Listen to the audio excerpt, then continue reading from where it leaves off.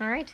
Hello and welcome to DCP Live, episode number 176. Welcome, guys. Today we welcome to the show BroFish. Hello. Hello. Yay. Hello. Hey. How's everyone doing? Good. You know, taxes are coming up. That's always not fun. Got a lot of work to do there. So we got the tax grumble. I see. Yeah. Mm-hmm. Trying to invest. Everyone's telling me to donate. I want to. I saved the Planet Zeebs, so I'm doing pretty good. Got that whole Metroid situation cleared up. I'm pretty sure for good this time. That's good. We'll yeah. see. Yeah. Didn't you befriend a Metroid though? Oh, it was a short friendship. Okay. I see. Yeah. Yeah. Well, welcome, guys. Thank you. Before in the pre-show, we were talking about Canada. And BroFish, you had said how all the money smells like maple syrup. It does. Yeah. Yeah. Impressive. It does smell like maple syrup. I still don't believe this. Thing. That's the kind of thing that somebody would make up, and then it turns out to be true, and it's twice as funny. Yes. Yeah. Right? I just Why don't is believe that? it. I need to What's the reason for it? I'm does that not happen? really sure. So they brought in like polyurethane bills in probably, I think it was like 2012, It's like so that plastic. they like instead of paper. And I think ever since they brought in the polyurethane, for some reason it just smells of maple syrup. They had like So a this is a mad new scientist. development. Mad scientist they was ma- like, what if let's make it they- smell like maple syrup. Yeah. Yeah. Yeah, maybe they just put maple syrup in the plastic. I They think might so. have, just to make Part of the sure. mix. This is true Canada. Yep. So people can visit and be like, oh, wow, it's true. Are they just trying to sell more breakfast? Is that what's going on? Probably. I mean, it'd make me want to buy more breakfast more often. How you know it's real. I mean, they've started making Tim Hortons cereals. Huh. What does Tim Horton cereal taste like? I don't know, but I'm assuming Coffee Canada. Coffee syrup.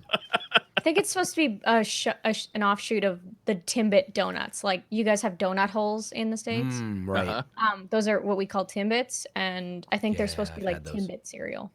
Oof. Okay. Donut cereal. Yeah. Fascinating. I mean, we have cookie cereal, Briar. Don't act that surprised. Like I'm Ah, sure oh. we have a variation on a donut cereal that you just haven't seen yet. Look it up. He's like, yep, there it is. There it is. Oh man. So how's things going, BroFish? It's going good. Yeah. Busy but good. Lots of game releases coming up that I'm really excited for. So Nice. What are you excited it's gonna for? be a busy March. Well, the Division gets a new expansion on Ooh, yes. the 3rd, and then Pokemon Mystery Dungeons remake comes out on the Friday, the 6th. Oh, wow. Wow. And then we got the new season of That looks Destiny good. at some point, I'm pretty sure. I think that's around the 10th, right? Yeah, around sometime. Yeah. And then Animal Crossing as well. So lots Tom of Nook. stuff in March. Speaking of taxes, Tom Nook's coming to take your money. Taxes. Oh, he's coming. He's going to come get you all your taxes. Nook yeah. That's Incorporated. hilarious. He comes your like money. right around tax day. That's so fitting. Yeah. I don't know. I know this is not Destiny related, but have you guys seen the pictures on Reddit of the Doom community and Animal Yes. Crossing community? They're visiting No. each other's Reddits and doing like fan art. It is so that's so awesome. it's so wholesome and adorable. It's the best. I have not ever. seen this, so that is amazing. It's Yeah. so good. I'm looking it There's- up right now. There's a few things on Twitter showing the pictures, and it's just like Isabella and main character from Doom, just like Doom hanging guy. out Yeah, the together. Doom guy. Doom guy. slaying That's what they monsters together. It's Doom it's really Slayer. great. Oh, that And is. they're like, that's we hope awesome. you have a happy launch day, and we're like, we does too. It's Oh my god, it's so good. Yeah, they're like gassing each other up on Twitter. It's so That's great. Big fan. They're like two polar opposite games launching on They the same are. day.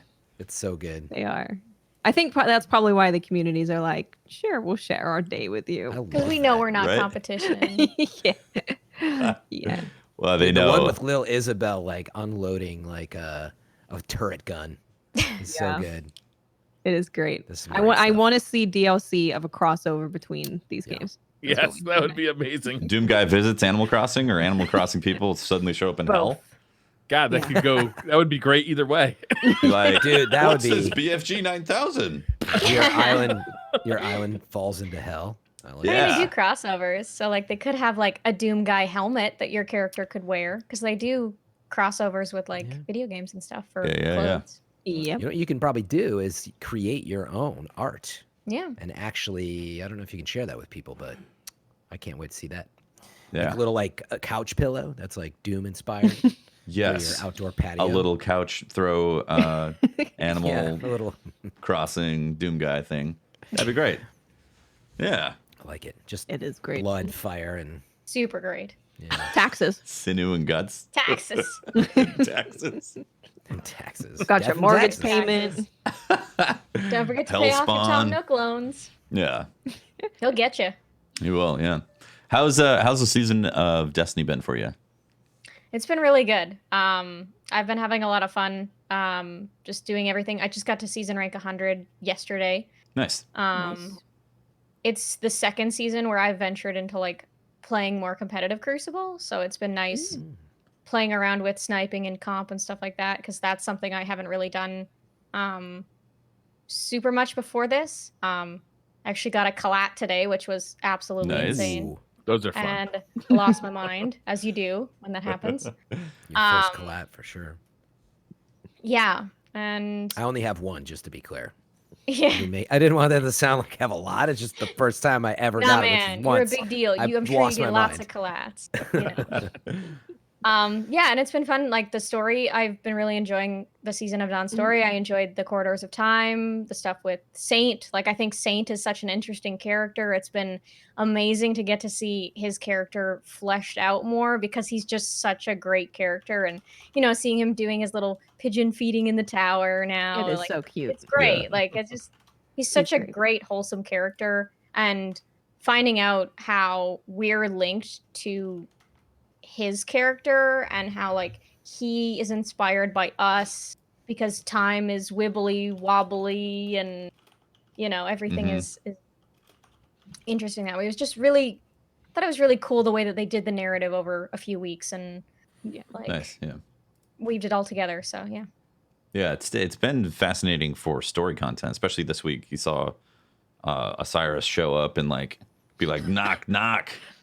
Yeah. I just love that Osiris is like, "What's up?" Yeah, be like, hey, What What's you up, doing? Rasputin? I see you, man. Got my eyes right on you. I got my gun. What does he think he's gonna do with the gun?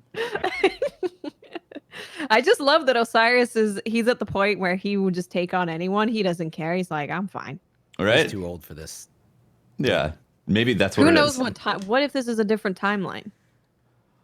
James Oh, Osiris debate? goes through all the time. Oh, debate. So none of it mattered. None of it was real.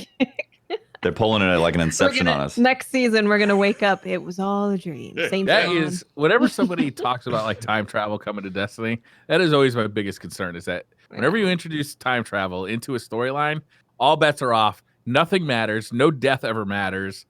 Yeah. There's no story we can't write ourselves out of with Yeah. time travel. Right? You know? So it just makes everything that you've done invalid because we can always just reverse time and it starts over again. I think I brought it up on the last show I was on, but that's still my theory now that we're messing with all this in the quarters time, right? That, well, we'll still be fine for a while, but then by the end of 2021, we've messed with time so much, we screw it up and we have to like sort of reboot. But we can still manage to pull weapons and things out of time. It's like And Rebootception. That's when Makes they sense. launched Destiny 1 Remastered. Yes. Yeah, maybe both. Yeah. Let's do it I like again. that. Yeah, I thought it was really cool. So for those that don't know, if you haven't booted up Destiny this week, you get a cutscene, and Osiris is at Rasputin's door and accuses him of, or it, Being a of, thug. yeah, of like not knowing if you're on the light side or the dark side or what's going on, and Yeah. and throws him an ultimatum, not ultimatum, an ultimatum there, mate. And says, "Are you on the dark or light side?" And then like the scene cuts right there. Yeah, very interesting. Destiny has definitely since Forsaken been doing this whole light and dark thing has been in full force, and them revisiting it with this cutscene is really interesting. Mm-hmm. And in the Vidoc, it said that season 10 is going to be us starting to see things coming together and making sense, and then season 11 is where things explode and get nuts. Explode. So Yeah. Excited. Do you think they'll give us the choice, or do you think there will be some guardians that are, dark, and we'll have to take care of that threat? That sounds like the more reasonable answer. But I want the answer to be that we choose and it leads to open world PvP. That's Yeah. Yeah. Okay. That was that's what I want. That sounds That's fine. exciting. Maybe that's trials, light Could side, be. dark side. Open Do we world. think Although we're, if there's not enough population, that will go very poorly. Do you think at Just some only point- like 3 people pick dark. Yeah, Yeah, right. there's only 3 of them on the battlefield. They're all DDoSers. Yeah, exactly. Oh wow, too real. Makes sense. Playing the dark side, man. Can you say? So I'm just role playing. Can't ban me. So, do you think the next season, the entire time, we'll have to donate either good light or evil darkness, Wow. Fractaline-esque, Evil two Frontline. different, Yeah. stonks, and that'll be the whole season. Is just donate or invest. I'm kidding. Oh my gosh. Maybe it's been No. pretty successful. It has. Bungy's gonna be like, Spider's rich, man. let's open Spider's a definitely stock rich. market. Spider's gonna be able to buy a yacht at this point. Yeah, A space yacht. Right. I think he could buy that Darkness Triangle ship at this point. Just True. Just That's get one his of now. those. The pyramid Yeah. ships. Yeah. Yeah, that's mine now. I bought it. I mean, he could be working for them still, technically, right? Do we know enough Maybe about he's Spider? maybe he's an independent contractor, It's Yeah, exactly what it as is. the work comes by, he takes it. Yeah.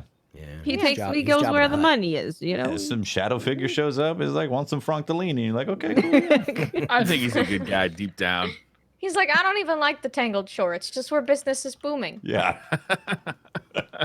I think that's legit where Spider's at. That Yeah. he's an opportunistic person. You know? Who's got more money, Spider or Tess? Ooh. Tess, are you kidding? She has real money. She's What are you got gonna do IRL with money. the I would say Spider. Yeah. Because Spider people probably have has more been- glimmer. He's only got For glimmer. sure. What are you gonna do with glimmer? And if we're talking, I mean, but then Spider doesn't have any money. no Glimmer He doesn't have any fall- silver. Yeah. Yeah, that's all I know. Yeah, I go out and like kill like a fallen enemy, and just glimmer falls out of their pockets. But I've never seen silver drop. Yeah. Here's the thing. Tess has been on the take for like a good 4 Yeah. years now too. She's hoarding. Here's the thing That's though. true. Here's the thing. If Tess was in our actual world, she'd be rich, right? That's obvious. Yeah. Yeah. She'd be a billionaire. She'd be building a personal If. space rocket to be like, yo, I just got so much money, I got to build space rockets. What do you now. think she's doing You with know? all that silver? She's somewhere out here. Exactly. But if she was in the game, what would be happening is she would be freaked out and being like, yo, this silver I can't do anything with. Nobody takes the silver. It'd be useless. I don't even know why I'm You know taking what? this. Maybe she could True. trade it for Frank Delaney. Frank Delaney. Sir Frank Delaney. You I heard think me. one of my favorite parts of the season has been seeing what other people call fractaline. Yeah. Yeah. How do you feel about this whole thing that's happening right now with invest, donate, and like I mean, yeah. it's interesting because I'm definitely on the side of like team kind of do whatever you want. I've watched people go like back and forth between like invest, donate. I've enjoyed like watching it all unfold. Mhm. It's funny. I did do my 5,000 and then sink everything else into those exotic obelisk consumables yeah. and then jack my Tangled Shore obelisk up to like I think like rank 100 as soon as Holy I was cow. done. So I did end Okay. up investing, but I just basically I got what I needed for Savior and then threw everything else into the obelisk and have been investing and collecting ever since. And then just only spending when I needed to max out my season rank to 100. So Okay. Yeah, that makes sense. yeah. I think Yeah. from a XP needs type of point of view, it's been really good because you can just buy those bounties. You can autocomplete. For those that don't know, if you're in the tower, you can just buy bounties and then donate, and you'll get 25% completion done on all those bounties. So you just keep on doing that. You get mad gains. Like Yeah, I think I gained Jump like levels. 8 levels in one day yeah, in like Wow. less than an hour. yeah, Yeah, it's pretty So crazy. that's how I finished up my season rank for Season of Dawn. So nice. Yeah. So if anybody's out there trying to figure out how they want to finish up that season rank. If they don't have the motivation, they could technically go donate Franktelinis and get that ranked up. I feel like at this point we're very much team donate. Right. Because At this I point, think everybody just at want this to get point, it done, yeah. you know?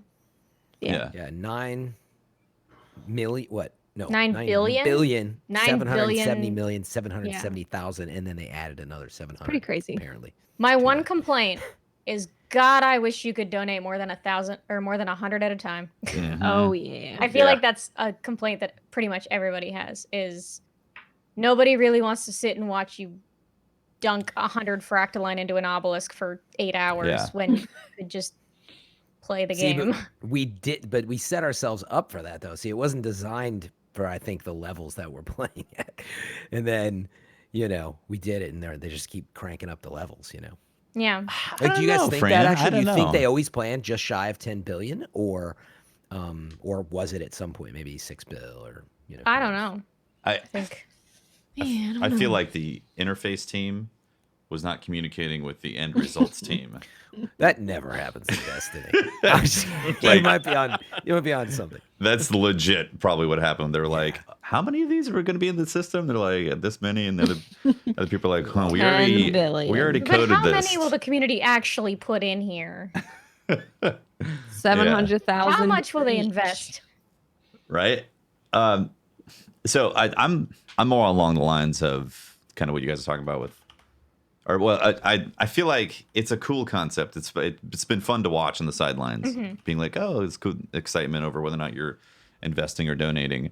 As a player, I find myself caring about maybe 10%, and just enough to get my 5,000 donated to get my triumph, so I can get my title. And then I could just care less what happens with the remainder that's left in there. And even with getting the rewards, this has been the most rewarding season ever in terms of how much loot you It's can pretty get. insane. Right? Yeah. But I find myself also not caring. Like I was going through getting a whole bunch of different perfect paradoxes and all that. And I was just like, man, I don't know if I'm ever going to really use this with my Yeah. loadouts. It's weird. I feel that a lot. And I also have like 21,000 Fractaline left to put in. Mm-hmm. And I know that putting that in is going to take like a couple hours. And I'm Right. like, Yep. and when you're a busy streamer, you're like, do I have 3 hours to sit and dunk Fractaline into this obelisk? Like, Exactly. it's Need one of those like especially at the chicken risk of water possibly things that like just impacting clicks. your viewership. Right? Yeah. But I mean, you're absolutely right, by the way, but are you surprised in that, I know I say this a lot, but it's like, this is the time of year, right? Like last year, it was like Triple Infamy and Drifter time right now, right? Like, were you, by comparison, in other words, how did you feel then versus the way you feel now, Teft? Well, I was looking forward to threw back Anthem. then. Right? Yeah, I was also looking forward to Anthem. It was You this know what? bright, Facts. shining star on the horizon of Anthem, and I was like, can't wait to jump into that. Yeah, and I'm not knocking Gambit or any of that. I just mean it wasn't. Not everybody was as into it at the time, and I don't know. I just feel like it's slower this time of year, which is I actually like, being able to catch up on other stuff and hop in. But you're right. We always ask that. What do you think of the seasonal structure? And I think this has given us a picture that they're still figuring it out. Yeah, BroFish, Right. do you like how they're pacing these things? Like, do you want to see them continue? Like, if there was another Shadowkeep next year and seasonal content like this, do you think that's healthy for the game? I think what they did with Shadowkeep was really healthy for the game. I liked Shadowkeep as it was coupled with Season of the Undying. I think if you split both of those two things apart, like people looking at Season of Dawn, there are people who say like there's not enough content in Season of Dawn.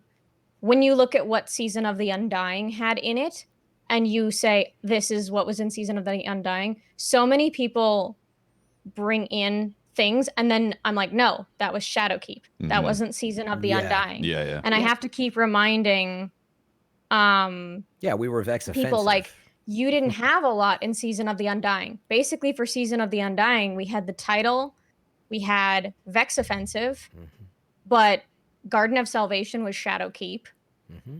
Yeah. All the nightmares in that was Shadowkeep. So I think it's interesting. I wonder if when the next big expansion comes out, if we'll see a more sparse season. I would almost like to see a Shadowkeep coupled with a Season of Dawn level content, like have both in there, but I understand also why they don't do that.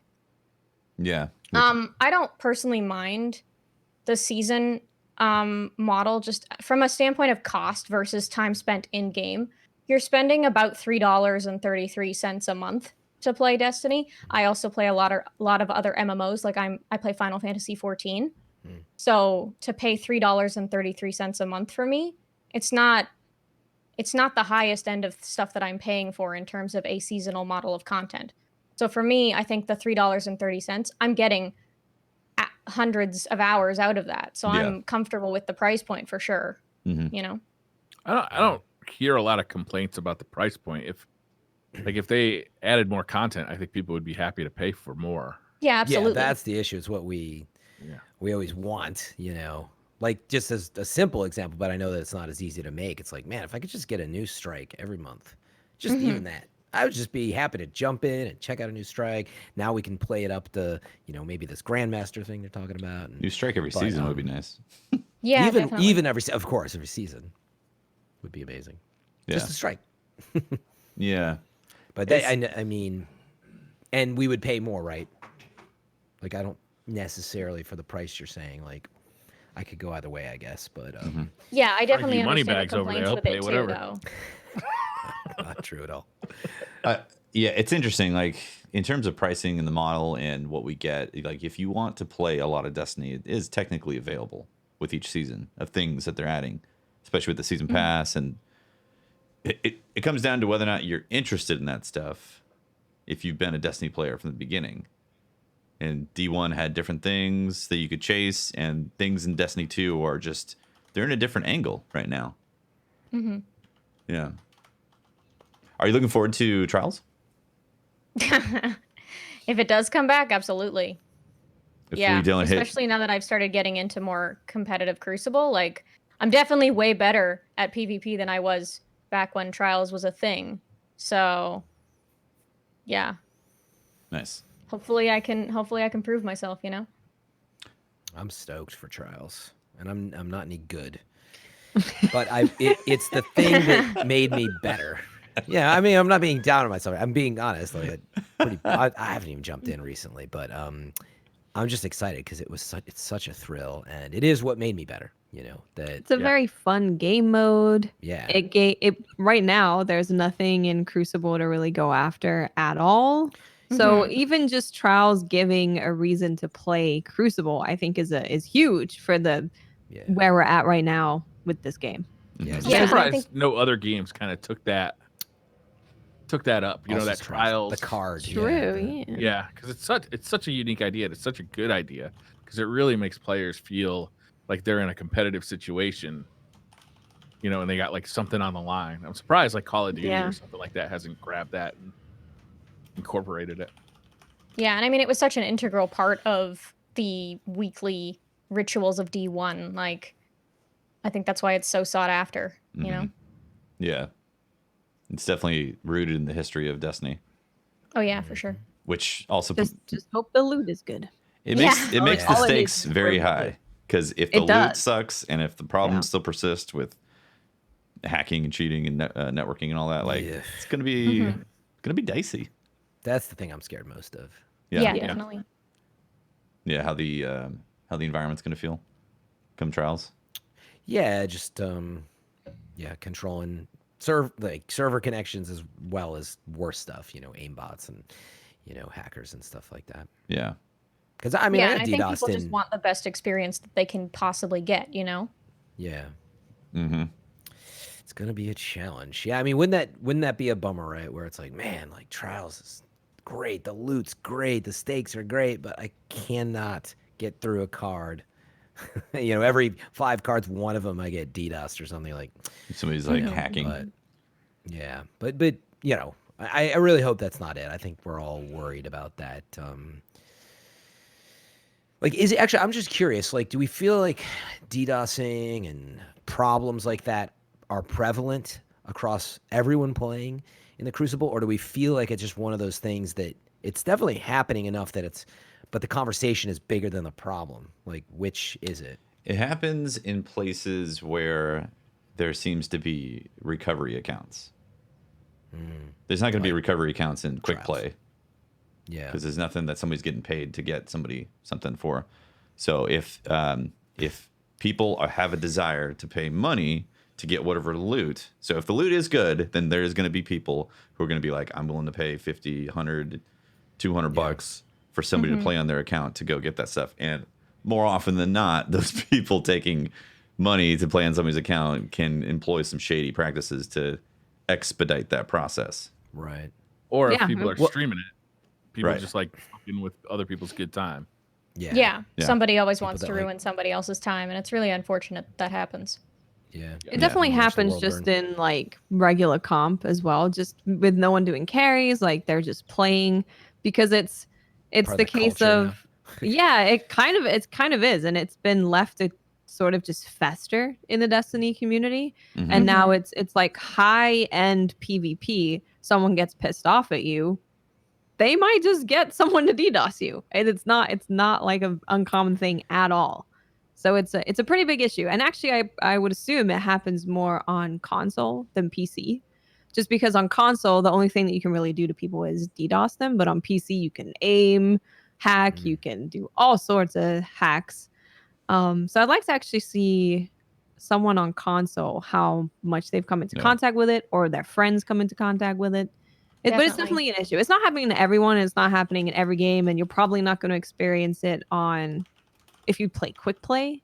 But if you play a lot of comp and you start sitting in there and getting really good at it, you'll probably experience. You run into it, I've noticed some, like, I would say things that I've considered to be questionable on PC as you get higher up in the glory ranks. Like the closer that you get to 3,000 or going over 3,000, that's when you start to notice it. Yeah. The only time I've ever actually been DDoS though was on PS4. Back when I was streaming. It's pretty And that's the only time that's happened. pretty common to happen to streamers back in OG Trials days, Oh yeah. right? Plus, it's harder. It's it's a little bit more complicated for someone on console to protect themselves with a VPN. On PC, you just load one up and you're good to go. But on console, it's a little more extra steps. So it's fairly easy to DDoS people on console. Briar, do you have a video on YouTube showing me how to do an aimbot by any chance for Destiny? Yeah, I got several. Nice. He's got a full walkthrough. Yeah, I'm really looking forward to Trials coming back. I got all my script kitty tools ready to go. I just need a little direction. I need to do some research. All right, empirical data. Yep. Just look up Briar Rabbit on YouTube. Hit that subscribe button. Hey, speaking of platforms, BroFish, you're on Mixer, right? I am, yes. When did you start that journey? So I'm actually coming up on my 2-year anniversary. Nice. I switched to Mixer on March 18th of 2018. I streamed on Twitch for 2 years before that, so it's actually going to be my 4-year streaming anniversary around the same time. Nice. So streamed for 2 years on Twitch, then I switched over to Mixer, and it's been a whirlwind ever since. Nice. Yeah. How was the transition? I was terrified when I announced that I was switching. Made a video, made one last Twitch stream, and was like, I'm going, and kind of scared, and I was a little emotional because, you're worried that you're leaving your community behind and you don't know how many of them are necessarily going to come with you. And so it was very stressful at that time. But, I had a really supportive group of people that ended up coming over. And they were there day one, and everybody was just there and supportive. And I never looked back. Like, I streamed on Mixer. I loved the fact that there was no chat delay whatsoever. Those in the audience may or may not know, but Mixer doesn't have a delay on chat at all. We have what's called FTL, or faster than light.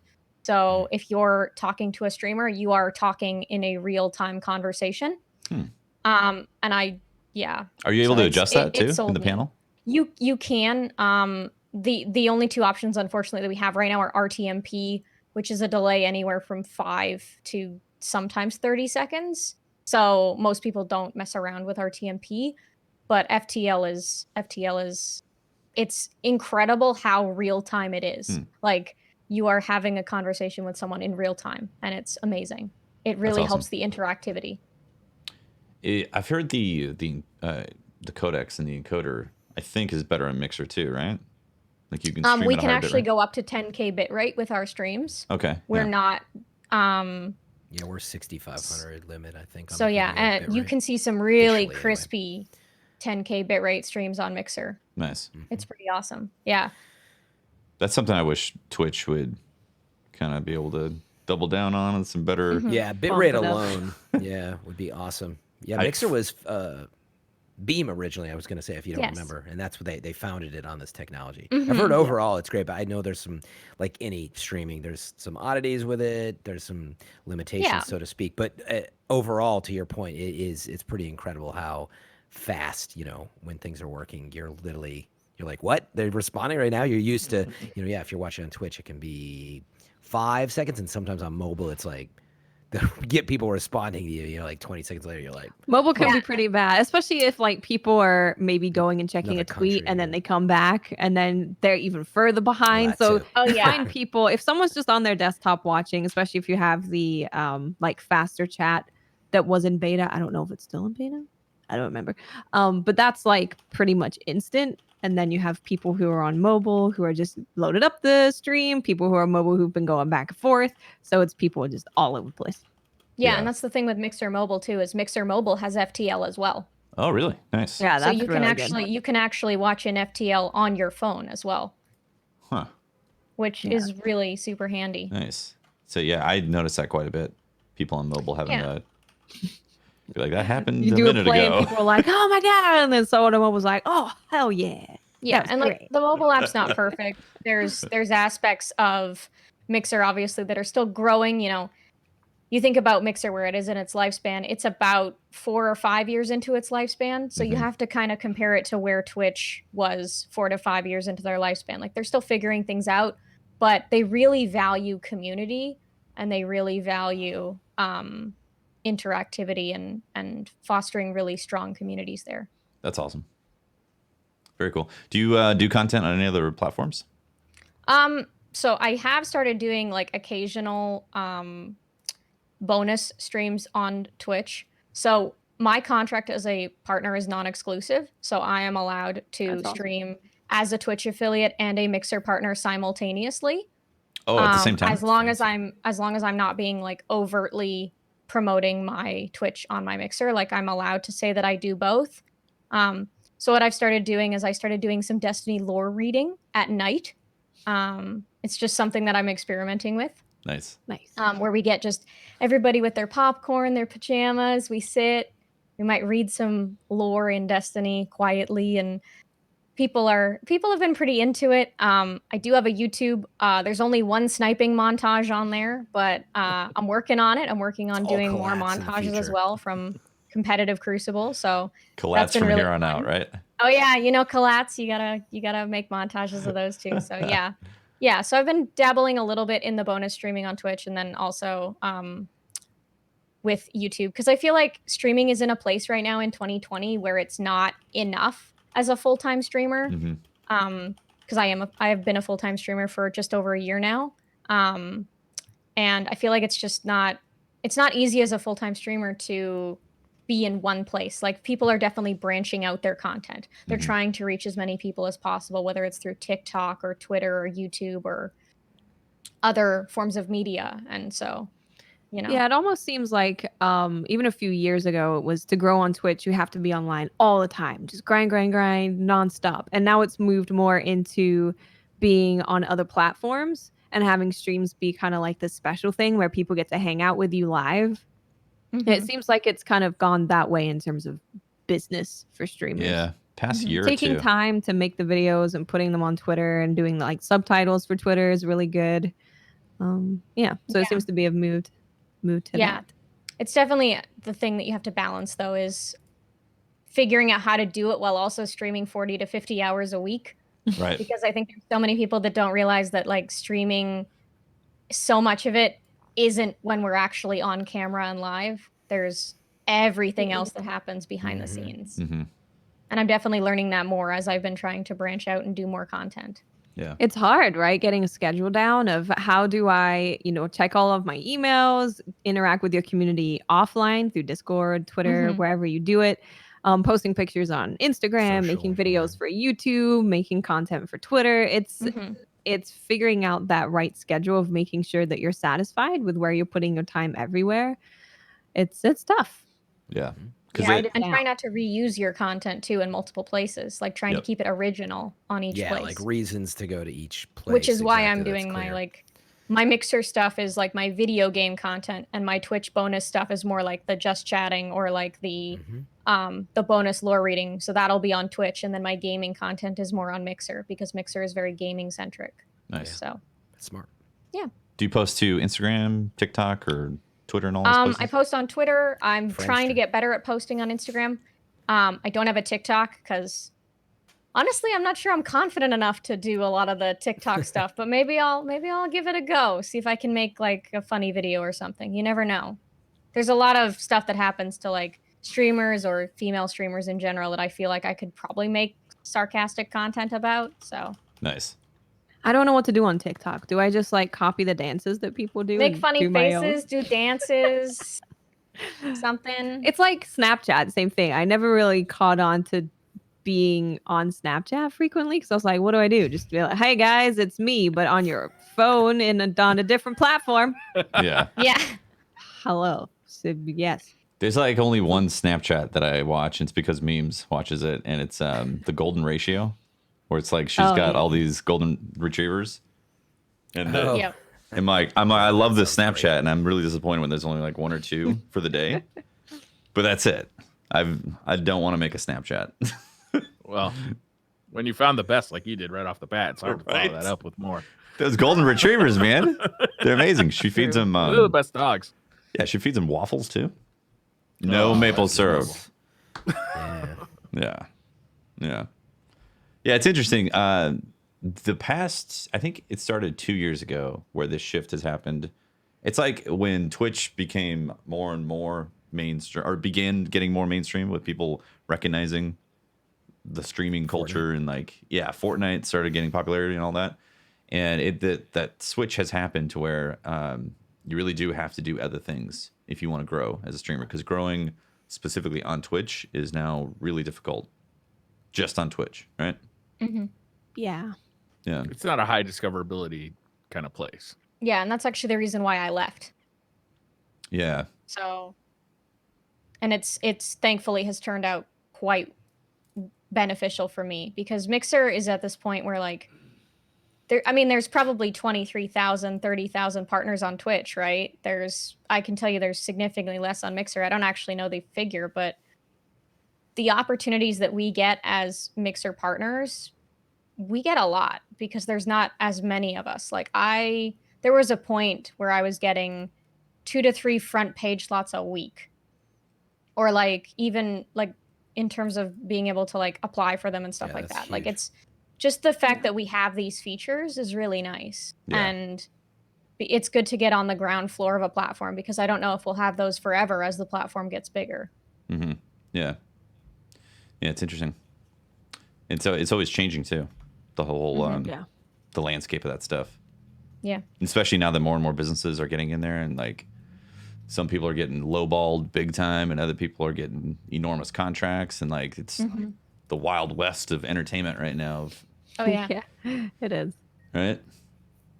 Yeah. You guys want to talk a little bit about some nerfs? Yeah, we got a big TWAB that we got to jump into. We do have a big TWAB. Yep. Let's get to it. We do. Let's do it. So should we just start right off with the nice bird? Oh. What's that? Sure. You want to talk about Fractalini? We don't have to. People have donated some. We need to donate more. Yeah. Everybody. 9,777,777,000, right? Sorry, Briar. Around there. No, it said 9 billion. But who's counting, really? Yeah. They gave a Well, it nice might be worth graph of Yeah. the donations. Brian, might be worth reading just the end of that paragraph above where they start and say, "Is this a Crucible-centric update?" Because they mention. Why don't you read it? I don't know what you're talking about. Sure. So this is the beginning of it all, where they're like, this week, right? We're actually going to show you more about the weapons, because they talked about swords last week, and they say, we know one of the first questions is going to be, is this a Crucible-centric update, or will we get PvE changes with this season as well? And the response is, while the following changes will be coming out at the beginning of the season of Redacted, some are in preparation for a new PvE challenge that's coming later in that season. A new Nightfall difficulty as well, which is officially dubbed Grandmaster, will test even the most proficient Guardians. Yeah. I'm going to make it Franmaster. I'll never be able to do it, let's be honest. We'll have more details, they say, on this new ordeal in the coming weeks. But for now, yeah, the dev team jumps in and talks about all this stuff that Briar's probably going to dig into here. I'm very excited about Grandmaster because I really like where the Nightfall, the ordeal is right now. And my Nightfalls are good. biggest complaint about the Nightfall ordeal is that I want more. So Grandmaster. Grandmaster. You think they'll keep gonna be Ordeal cool. and then Grandmaster will be a step above that, or you think this will replace the Ordeal? I'm pretty sure it's going to be above it. Mm-hmm. Because our light level keeps on getting higher, so they need something that's like 1,000. You know, it's going to be like climbing the Mortal Kombat tower, and at the end, Shang Tsung's at the top, and be like Grandmaster. Yeah. Oh my god. Finish him. Yeah. I think it's Round great one. though. Those, because like those, it's it's a lot of us, but the audience that just plays it so much and wants even more end game challenge. Like, I feel like Nightfalls did a really good job at keeping folks busy, and actually the rewards were fairly decent. The rewards were good, yeah. in terms of like masterworking still being pretty expensive, and it was nice to be able to jump in and just get goods and exotics even, or you're trying to get exotics, like go play Nightfalls. We hadn't had that for a long time. Mm-hmm. I actually did a heroic adventure as part of doing some of the bounties for more Fractalini.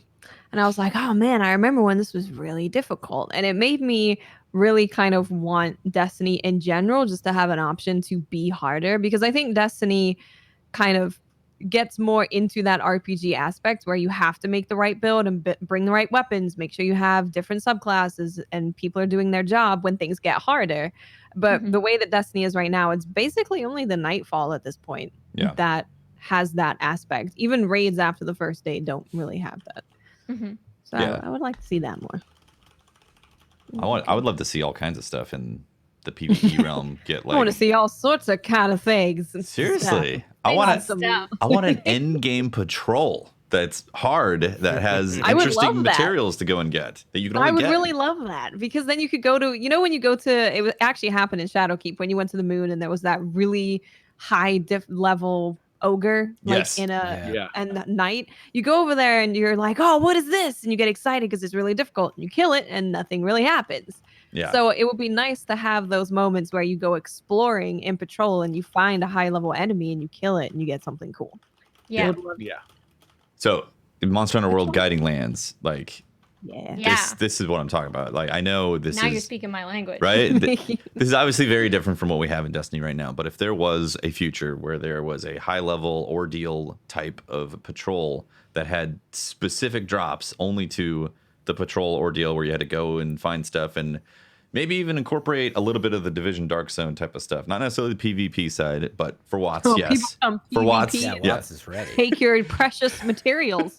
But the fact that like if you snap. had to actually deliver your drops to somewhere to secure them, to get them out of the high level ordeal patrol type That of would thing. be really cool. That'd be I cool. like that. That'd be pretty cool. So it's not just killing it and then running back or something. It'd be interesting if you had to go and secure your loot and then and escape. escape with it in the high That would difficulty be tiers. really fun. Yeah, that'd be cool. Yeah, but this is all pipe dreams, and like this has that. nothing to do with TWAB. This has nothing to do with anything that's coming to Destiny. We're just dreaming. I feel like this is almost dangerous activity, is when we start dreaming and then we start thinking, yeah, this is what And they then should we're do. like, And then we "Oh, start thinking, yeah." this is what they're going to do. Oh, this is fun. And then they Hell don't do yeah. it. And we're like, ah.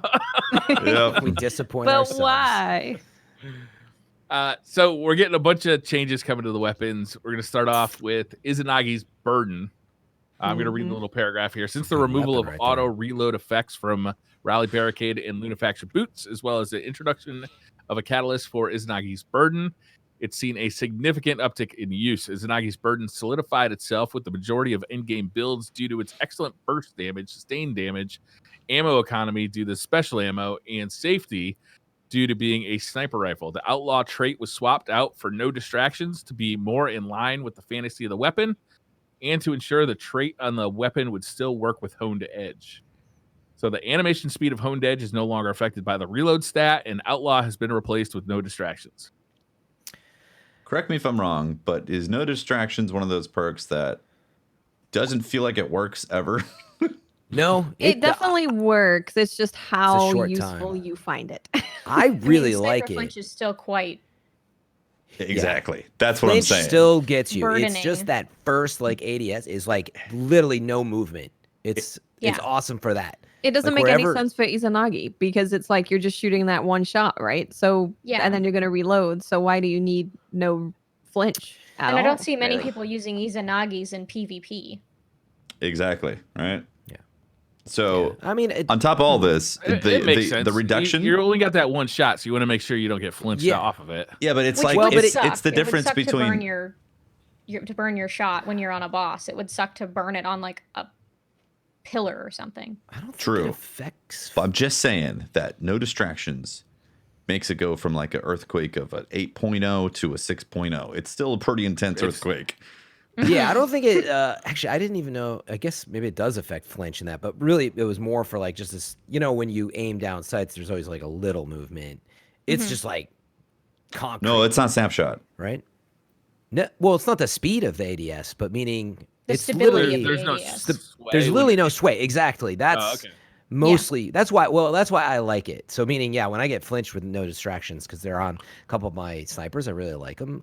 Okay, yeah, I'm you're unaware. still screwed. I thought no distractions just to reduce flinch after you ADS for like more than a second or two. No, I'm I thought quite that's what sure. it did. It literally just like it, it doesn't move like when you're aiming at all, like so to speak. Meaning, you know how there's a little float when you're zoomed in, so to speak. Yeah. Like your reticle sways a little bit. Yeah, it's super. That's all it stable. does. It doesn't have any I'll read the official part. I don't Yeah, think it. I think it just affects flinch. I think that's all. I thought so as well. Yeah, That it was Yeah, just a Yeah. maybe flinch it's thing. the It way. was my Well, maybe I'm understanding always that it was just flinching. unflinching. it just reduces flinch, but like flinch in this game is so baked into everything that like a little reduction just does nothing. You'll get hit by a I cabal also thing. don't really understand the change because a lot of the time people were using Izanagi for boss damage, and you're not proccing outlaw when you're doing boss damage. Yeah, So I don't really understand even the point of Because isn't of outlaw only on changing it. precision kills? uh-huh. It is, Yeah, yeah. So you're not procking outlaw anyway. Yeah, I don't really understand. Yeah. yeah. This is when I saw You're that, I right. read it. I was It is- like, You're right. yeah, it's just flinch, right? I guess I'm always flinching that the start of it feels great to me. Yeah, because I was using an unflinching sniper mod the other day. Like it doesn't affect the sway, but I've noticed that even like I put unflinching rifle aim on my revoker. I feel like it didn't do anything. Yeah, and I'm also speaking from PvE, by the way. So I guess it's always like when I'm like getting shot all the time, like boss fights and stuff like that. But Yeah. Yeah. for PvP, yeah, I don't use it in there. So they went a step further though. Did you read all that, Briar, and what they did with that? For sniper overall, Sniper he did rifles not yet. overall? Oh no, for Izanagi's. Sorry. Yeah, I read that. Yeah. Yeah, so they made it so the animation is for honed edge is always the same, regardless if you're standing in like a Lunafaction boots pool or have reload perks on or whatever. It's always the same amount of time, which Yeah. this kind of saddens me. Yeah, it's just gonna slow down the DPS you can do with Izanagi's, it seems like. Yeah, it's funny because like I think you're right in that it sounds like there's just too much use of Izanagi's, and like we often see with these nerfs, they want to reduce how much it's getting used. So sometimes that Just hits make really the gun hard, right? worse. Like the way it did with Whisper, it was like, well, that's it for Whisper.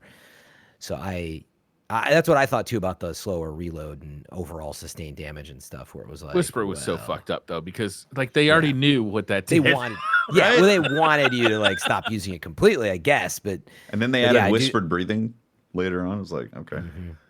Or actually, But no, I do it was think during that's the what same they time.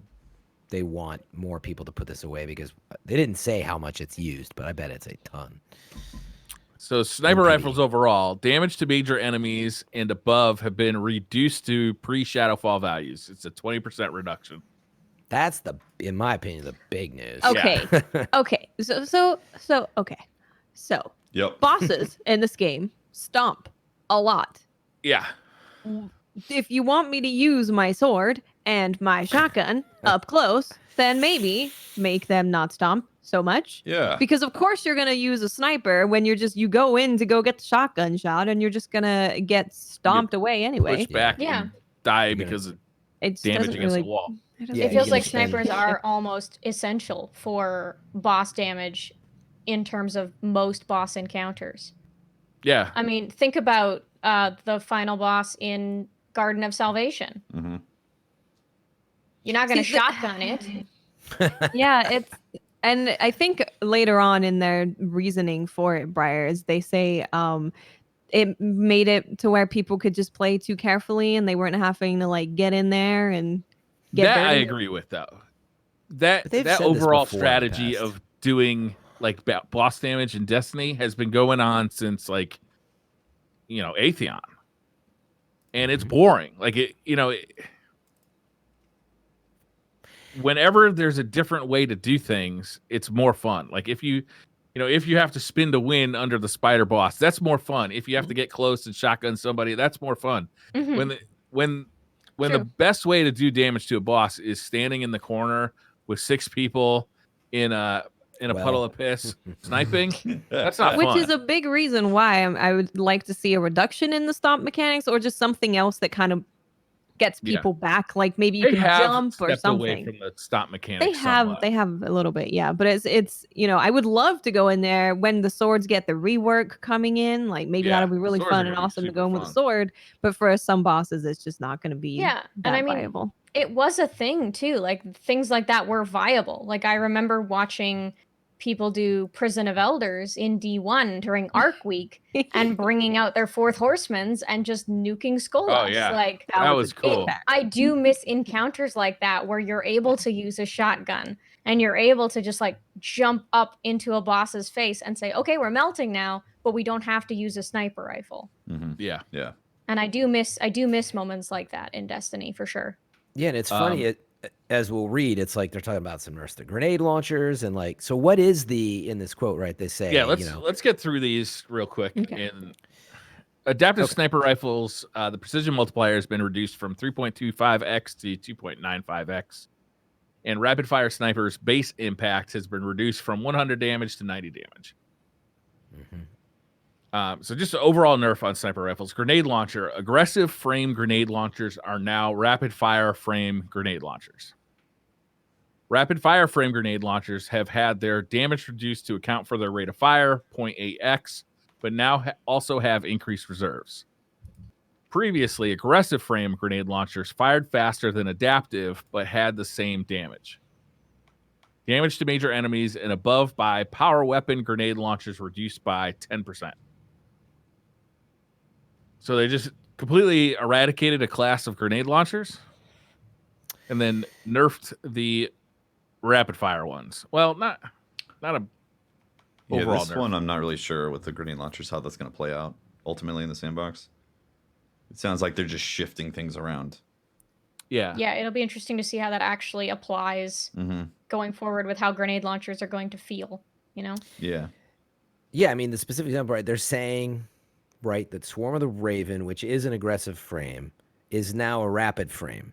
Correct. And now because it's a rapid frame, it has had its damage reduced to account for this fire rate by all rapid grenades, frames. right? So basically, All anything rapid that's But just a using rapid that example, frame like, is that's- getting Yeah, anything all that's rapid an frame aggressive grenade frame. launchers are getting a Yeah, reduction in damage, but increased reserves. Right. But just mean because Swarm is a very popular high damage Yeah, one. course. Like that's literally what this is saying is one example. And then damage to major enemies from power weapon grenade launchers getting a 10% reduction. Lord of Wolves, Release the Wolves now significantly reduces this weapon's accuracy while active.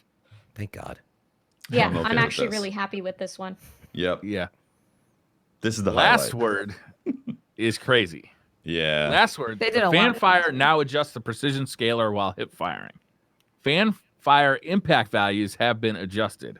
Precision hip/ADS adjusted from 67.95 /67.95 to 68.27 52.2. So hip firing, getting a precision shot while hip firing goes from 67.95 to 68.27, but precision shots when ADSing goes from 67.95 down to 52.2. It's a big decrease. That's a big nerf. Precision non-precision damage from the hip goes from 50.01 to 38. That's and a then big ADS change. non-precision goes from 50 to 38 as well. Yep. In addition to that, so that's a big reduction as well. Aiming down sights no longer provides additional effective range. So your range doesn't go up by aiming down sights, which was kind of one of the hidden benefits of using that weapon. Reduced stability for mouse and keyboard input. Reduce the effective range overall. To improve the experience, adjusted the way target acquisition is handled while hip firing. Mm-hmm. I don't get the adjust the stability for mouse and keyboard. It's like, how about make it feel better on controller? Yeah. Yeah. Wait, you cut out. What'd you say? Better on what? How about make it better on controller? Oh, control. I figured. Instead of Because adjust. controller is like you can ADS with the last word, but I think you'll find a better time just picking up the weapon and hip firing it. Then it feels great. Yeah. This nerf says don't ADS this weapon. At which, that's kind of what the last word is. Technically, it's what the fantasy is of that gun, but it's unfortunate that the last word is not a problem on console at all, and it's getting nerfed across the board. Yeah. It's one of those weapons that were drastically different from PC to console. That's the biggest Yeah. problem with this. Yeah, because people on console using the last word are going to be like, why? Yeah. Yeah. I think there's a lot of things in terms of like guns like that in Destiny where it feels completely different on PC versus on console. Like even when I got my Recluse, and using it, like I play with controller on PC, and so for me using Recluse, it took so long to adjust to the actual recoil on controller versus how someone on mouse and keyboard would fire the gun. Mm-hmm. Yep. So Absolutely. it's definitely something that I think people don't realize is how different it is on both platforms. Yeah. Yeah, I was trying to remember if we've seen this split between console and keyboard on the stability, because like for SMGs, right, it's come up like so much, and this proves it's like, well, you absolutely can do it. So because people will be like, I don't even use SMGs on console, but then why don't they just fix it on console? Yeah. Exactly. There's an easy button, just hit it. Shotguns. Target acquisition for non-slug shotguns has been adjusted to no longer account for precision locations. I don't know what that Previously- means, I'll be honest. Yeah, previously target acquisition could actually cause the player's spread to deviate from the intended aim vector, causing more of the spread to miss. Yeah, this is Yeah, are really they- fascinating. That's actually interesting. Yeah, so there's a lot of times if using a shotgun, actually with the fusion rifle as well, and they said they addressed the exact same thing on fusion rifles, that you can shoot somebody right in the stomach, and it'll completely whiff, and you'll be like, "What the hell? Did my pellets actually outline the body?" And it seems like this That's an old movie. Yeah, be like, magic, Just right? an outline around you on the wall. Yeah.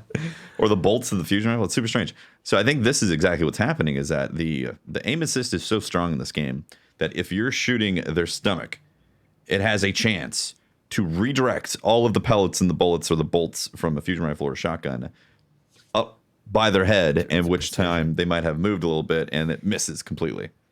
Yeah. So it was actually So like, if you're going for magnetizing the Yeah, it was magnetized. magnetizing towards the precision area. So which I guess screwed up your aimed shot, which was quite good actually. And I guess if Exactly. you want to hit those precision shots, you have to actually aim it at that point instead of they doing it for you, Yeah, so for a shotgun, which could be good or bad.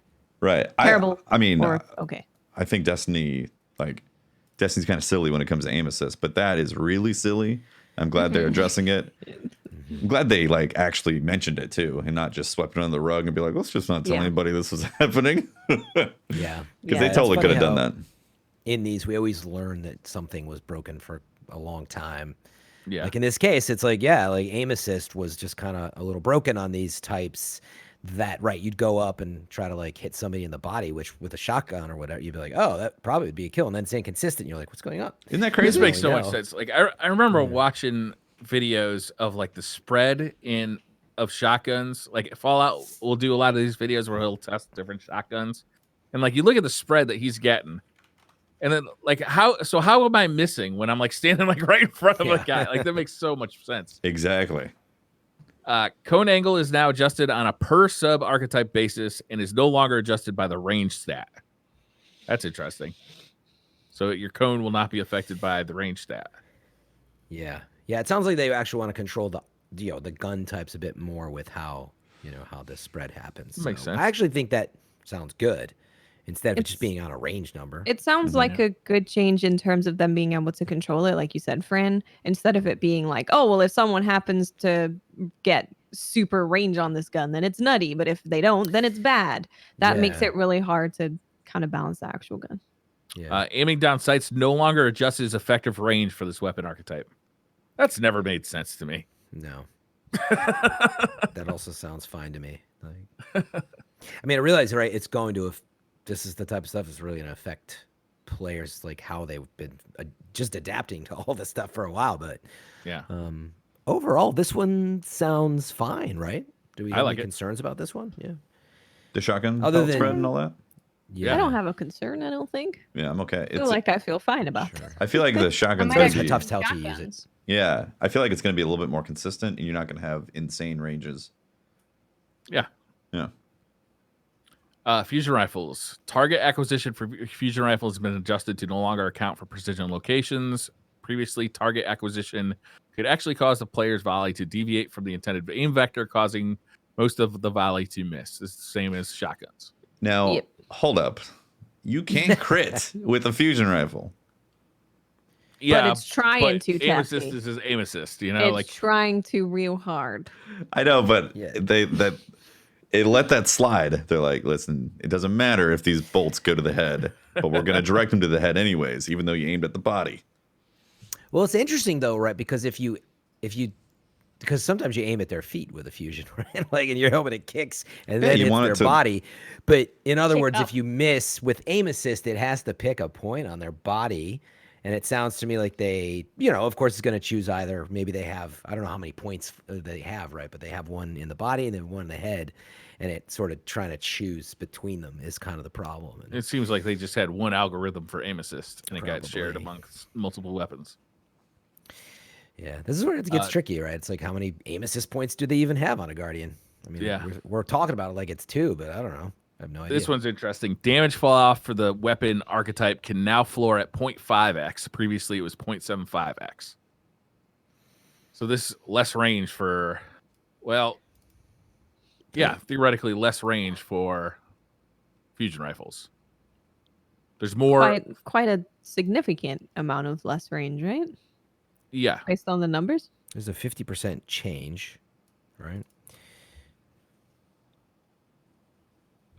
Effective range and the impact of the optics stats for this weapon archetype have been reduced across the board. Backup plan now adjusts impact to match the rapid fire sub archetype while active. Charge time is now set to match the rapid fire sub archetype 0.85 while active. Yeah, this is one's interesting. interesting. Yeah. So They talk about your archetype and damage gets reduced for the backup plan instead of it being just the high impact, suddenly super fast fire rate. So I think that's good. Yeah, these make sense to me. yeah, and they Yeah. did you Theoretically, already you're read, not going to be mapping people with a fusion rifle. did you already read the backup plan explanation prior? How they say it was an exotic perk. Did you read this? No, I didn't. Okay. But yeah, they say it was an exotic perk in the original Destiny, and it was then, placed on legendary fusions in Destiny 2 because they were in the heavy ammo slot at that time rather than special. And so when they were shifted around Forsaken, that perk came along with them. And so they're trying to like readjust to all that. Makes Again, sense. something that you think Yeah. about. You're like, oh yeah. Yeah. No, I don't use no backup plan, so I could actually care less about this nerf. So sorry if you have an Aaron cell with no backup plan that you use all the time. It's a fun perk because of plan. It I is was a such a good perk. fan of Plan C. Like this is as close as you get with it, right? Plan C was a amazing gun, and nobody ever used it. Like Oh, you I never used saw it. it getting used. Are you serious? You never like? Yeah, I used it so much in I used it a trials, lot actually. too. It I was didn't like, have one until like oh, the end of the last year of Destiny 1. Oh, really? Oh, it might have I been my just favorite was exotic. not lucky enough to get one. Yeah, it was just so fun to use. If you were into fusions, you know. Yeah. Godlike. Auto rifles. The following impact values have changed. So high impact frame went from 22/35 default versus precision to sorry, let me read this better. I like the stuff. Sorry. The previous Full values were stop. 22/33. Now it's 22/35. So a slight increase to precision damage with the high impact frame. hmm With the precision frame, you're getting a small reduction in damage, or I'm sorry, a small increase in damage as well. It goes from 27.2 from 25.5. Again for precision damage. For time to kill is what we're talking about, right? Precision damage. It's No, the damage. impact If values. it was 27 seconds to kill, we're not using it. Oh yeah. Sorry. You're right. I'm 27 tripping. I was seconds reading to above. Yeah, sorry. They're not But that it's increasing bad, the Fran. time to kill is what is also happening. But yeah. No, it's decreasing the time. Reducing time to kill. Oh yeah, man. I mean, it is affecting time to kill, Fran, but go to it's sleep. shrinking it a little Had a bit. very long week. I think it's still the same amount of Adaptive- bullets, though, right? Someone get Fran some fractallini. Yeah. That sounds good to me right now. Adaptive frame is getting a boost on both the default and precision damage, 15.75 and 25.2 after it used to be 13.75 and 22. So small Across increase the in both. board. Yep. Across And then the- rapid fire frame, same deal. It's going from 13.4 and 20.1 from 12.5 and 18.75. Yeah. So I like auto this. rifles are looking like they're going to be a bit better. Do you think they're going to take over by any chance? Probably not, right? Probably Doesn't not. look like a takeover. Maybe they can become better in PvE. Is I think what we can hope for. Yeah. I mean, they're already pretty good in PvE. Yeah, they're not bad. Yeah. Yeah. Crucible, there's always a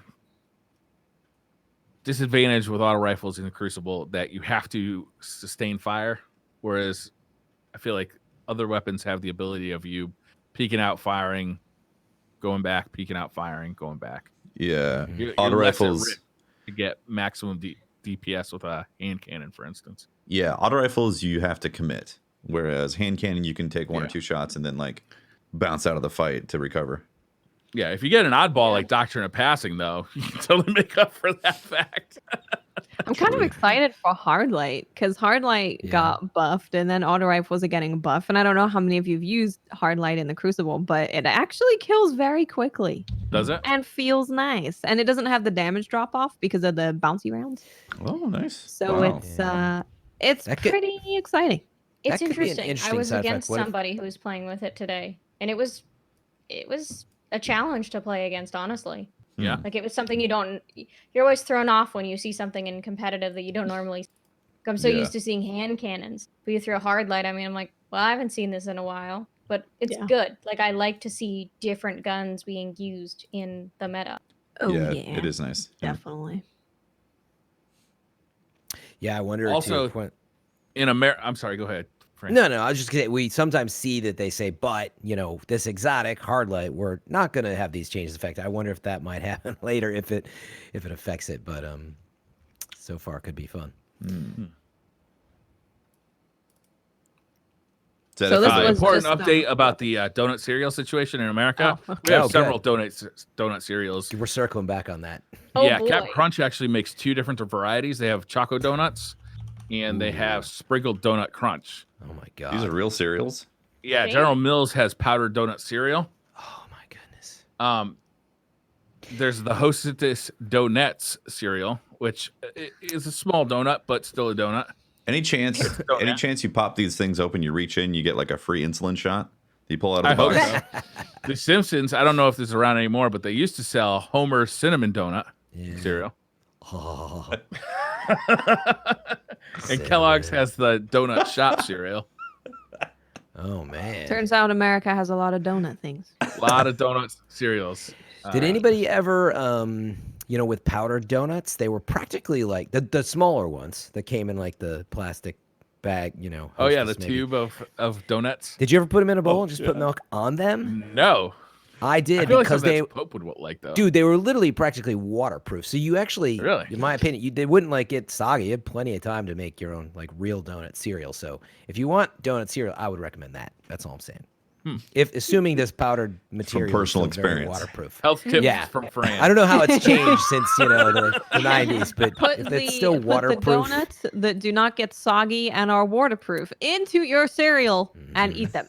Yeah. Yes, they sound like they're made from only the best ingredients. They also have Sour Patch Kids cereal, Ugh. which initially Yes. sounds disgusting, but now I'm actually thinking that would just be kind of like a little sweet and sour in your milk. In milk, Okay. sour milk. You What? know what it reminds me of is Sounds Trix. terrible. We don't Yeah, have yeah, that yeah. anymore in Canada, but because it was What? banned. Why was Trix banned? Too I much have sugar? no idea. The but we diabetes? haven't had it since we haven't Diabetes. we haven't had it since I was probably like 12 or 13, and I miss it because it was one of my favorite cereals, and now we don't have it. So Well, Well, if you look so real Lucky hard, Charms- Post I'll be makes getting some a Trix. maple bacon donut cereal. Which I feel like would be right up your alley. Did you see this Yeah. chicken and waffles cereal out there? Oh dear. I do. I see that Chicken as and well. waffles? Also a Yeah. Post product. Waffle cereal? I feel Chicken and like- waffles. Yeah. Chicken and waffles. waffle You know- cereal. Did you know Lucky Charms were banned in England? Really? And that Why? was for their sugar content. Oh, I thought it was because Yeah. the leprechaun thing. maybe that's why Leprechauns, Trix was clearly. also The banned. leprechaun It might be, situation. yeah. It Like might the be. movie came out and they got spooked. Wait. Yeah. Big Sugar funds too many things in America. Can't be banning Big that. sugar. Yeah, it's true, man. You guys want to do some Twitter questions? Is that all the TWAB? Yeah. Was there anything else? I guess the only thing worth noting is that this is just a very small sample of the sandbox changes that are coming. In early March, they'll have the full list, and that will also include exotic armor changes, along with tuning to Ooh. supers and abilities. So this is just a small little taste I'm really of excited. what's changing. Yeah. Yeah. A lot I of like stuff is gonna exotic change. armor changes. If it's Yeah, that's significant and fun, exciting. it always gets people excited to, even if they don't really like PvP that much, they want to hop in and see if this armor piece that they thought was cool is actually good now. Mhm. I hope they Yeah. make Aeon Swifts amazing. That's a pipe dream right there. If anyone on your team has it on, something cool happens. I don't know what. Just But something something- awesome. Just something that's not what's Something good. more than what they do now. Yes. Is that the one that grants ability energy to them if you do something, or what is it? I don't remember. I read Okay. it. It is that, like, if you Never do thought this, about your it Increases again. team your class gets- cooldown or something. Yeah. Or other. If you're with another player that has Yeah. something. Yep. I could read what they do. Yeah, it's Oh my you are right. Okay, dodging grants nearby energy to Aeon cultists. So anyone else wearing Aeon pieces of armor. Yeah. So If it you is- dodge What if it as just a worked hunter. across the map? What if it just worked for me? What if we just say Across the screw map. everybody else? When Dude, what I if it- dodge, all my Everybody abilities are cool. dodges. Everybody. Yeah, you make Everybody everybody dodges. dodge. That would Yeah. be fun. Everybody dodge. Even the You know what I enemies. Annoying and terrible, All at but the same hilarious. time. I want it like the Stormcaller perk where like the energy goes into the ground and like trickles towards you. Oh my god, like, that was so good. like chases you down. Like that would be cool to see that go out to like other players. That would be really energy. cool, actually. Yeah, that'd be awesome. Yeah. Anyway, it's a good pipe dream. Yep. CD Johnson asks, how do you feel about the current state of the Mixer Destiny 2 directory? What are some positives and negatives that you would like to see change? So I've been on Mixer now for 2 years, and I've watched the Destiny directory on Mixer go through a lot of changes. It's definitely come a lot farther than it was when I joined. I feel like it's very much like the Destiny directory on Twitch, where as there's more content, you seem to see more people watching it, and the same thing happens in droughts where there are less people watching it.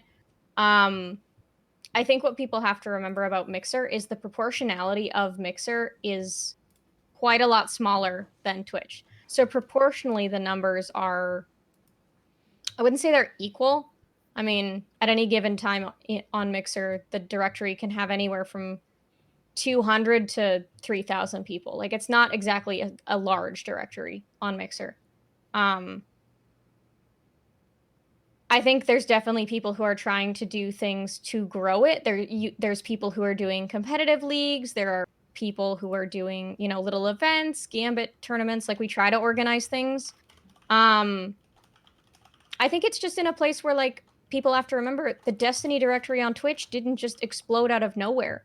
It was grown off of people putting their efforts into playing Destiny, working towards a common goal, and I see a lot of people, they'll stream something on Mixer, they'll stream Destiny, they'll see it's not like doing super great for them, and they'll branch out to other games, and their focus isn't on Destiny.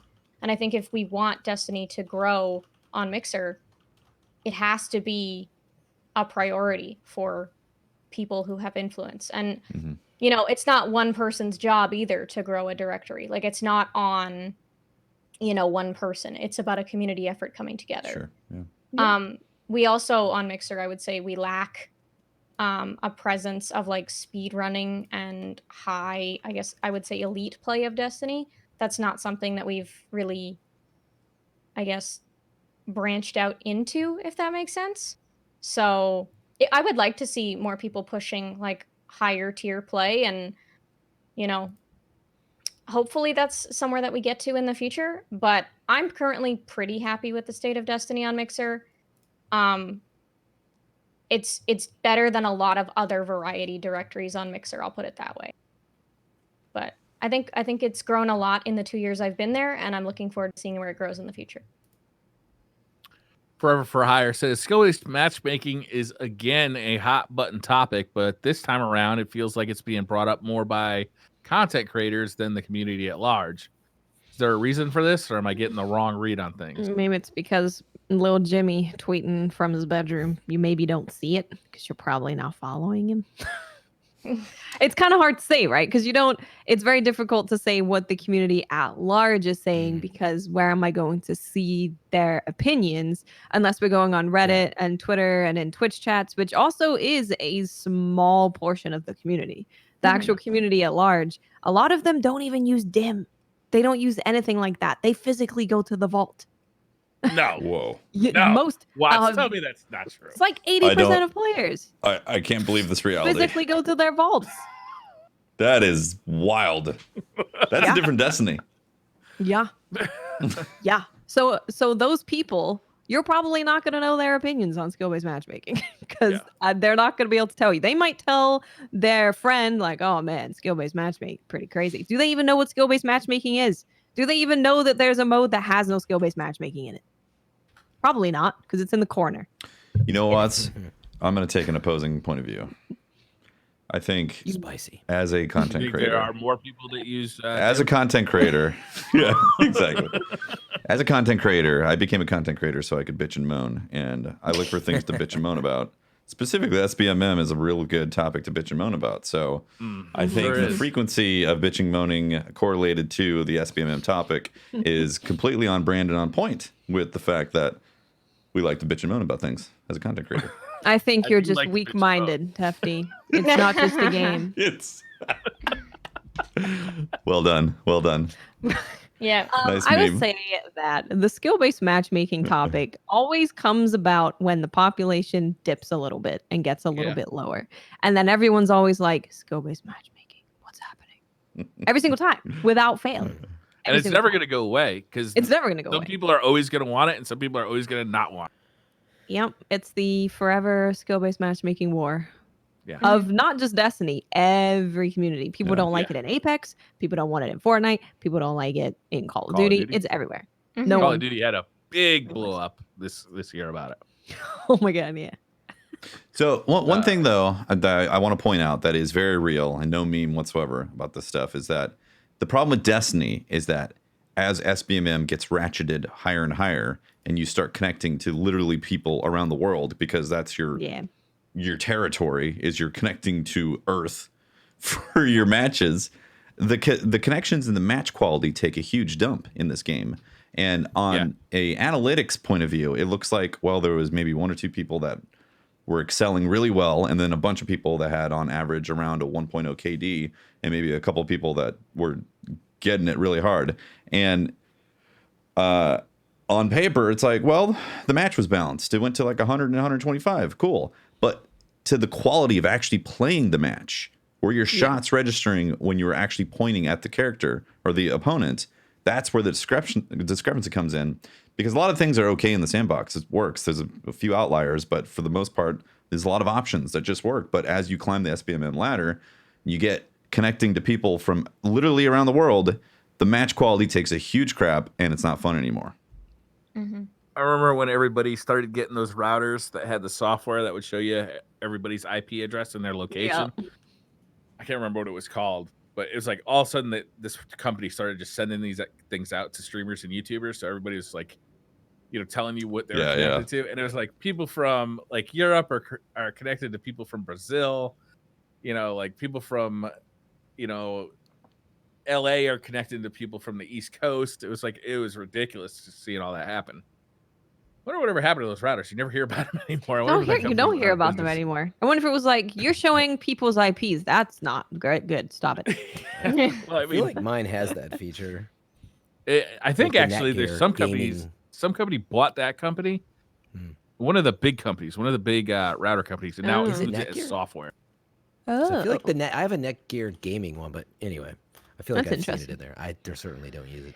Yeah, unfortunately, we are in a situation of there's no reason to play PvP. A player coming into Destiny right now has very little reason to hop into PvP at all. And people who actually play Destiny frequently have zero reason to hop into PvP. There's so many playlists. They said, and when Destiny 2 first came out, they're like, we don't want to do too much. Yeah. Play population gets low and then it's really bad.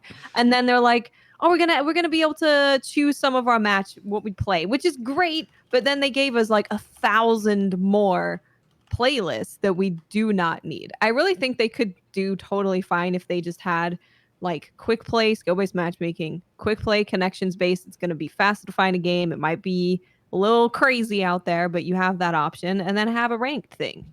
I don't know what, and Rumble, you probably need to have Rumble there, but we don't need the rotating thing. That's not necessary. Why do we have Clash on its own? We don't need that.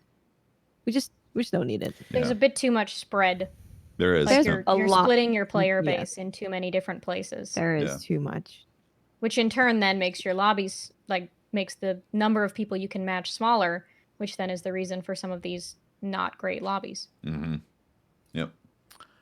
Forever for Hire says, I just read that one. Private Pancake says, after reminiscing about some old Planet Destiny podcasts, do you think Destiny's greatest state was in the past, present, or yet to come? I hope yet to come. I'm an optimist. I hope yet to come as I well. hope for that too. Yeah, but what do you actually think? It's easy to say I hope yet to come, but what do you I legitimately think? do because of like the things we've seen them do. Like we got to see them bring Destiny 2 out of the state it was in, and listen to us and do Forsaken and look what they've done with the raids and look what they've done with the the Nightfalls. And it may not be at the speed that we want, but I think we're seeing all the evidence that they're like, even if they fail, they'll keep listening and they'll keep trying, and it's evolved in a good way. I feel like overall. I think Forsaken was the best it's ever been. Like that couple of months right after Forsaken. What's that? The Taken King? I was joking. I said better than Taken King, but I'll be honest, my best or favorite part of Destiny was year 3 when they started doing Age of Triumph. And you started going back into raids for those beautiful ornaments that you would get on your gear.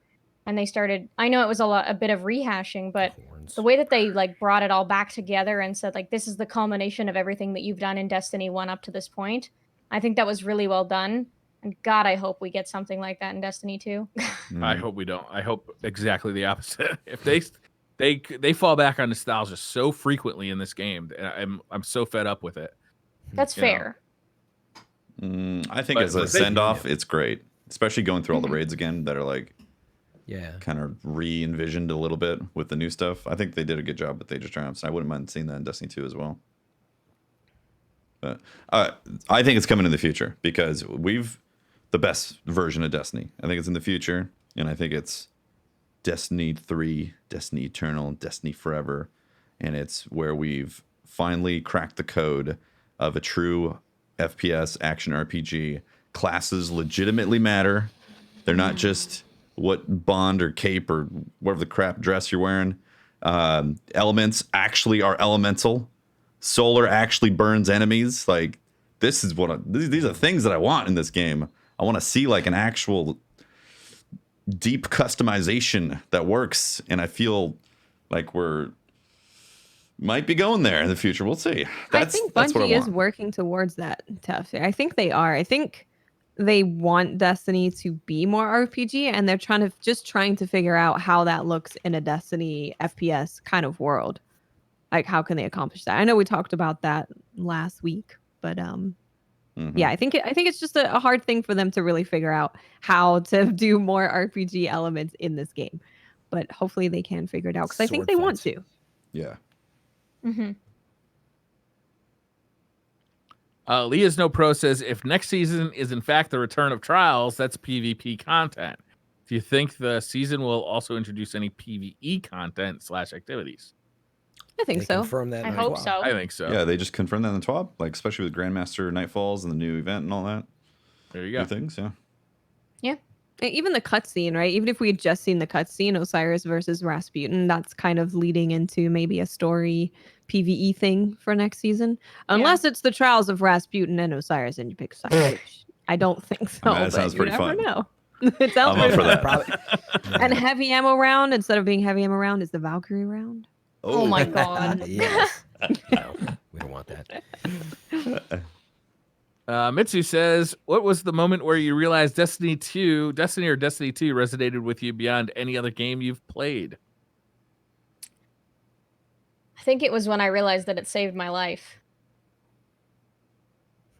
I was going through a time, it was around the time when Prison of Elders was coming out.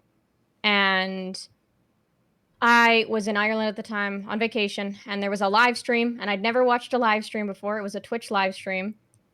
And it was the reveal for Prison of Elders with Deej and another Bungie dev and Professor Broman, and they were playing Prison of Elders for the first time.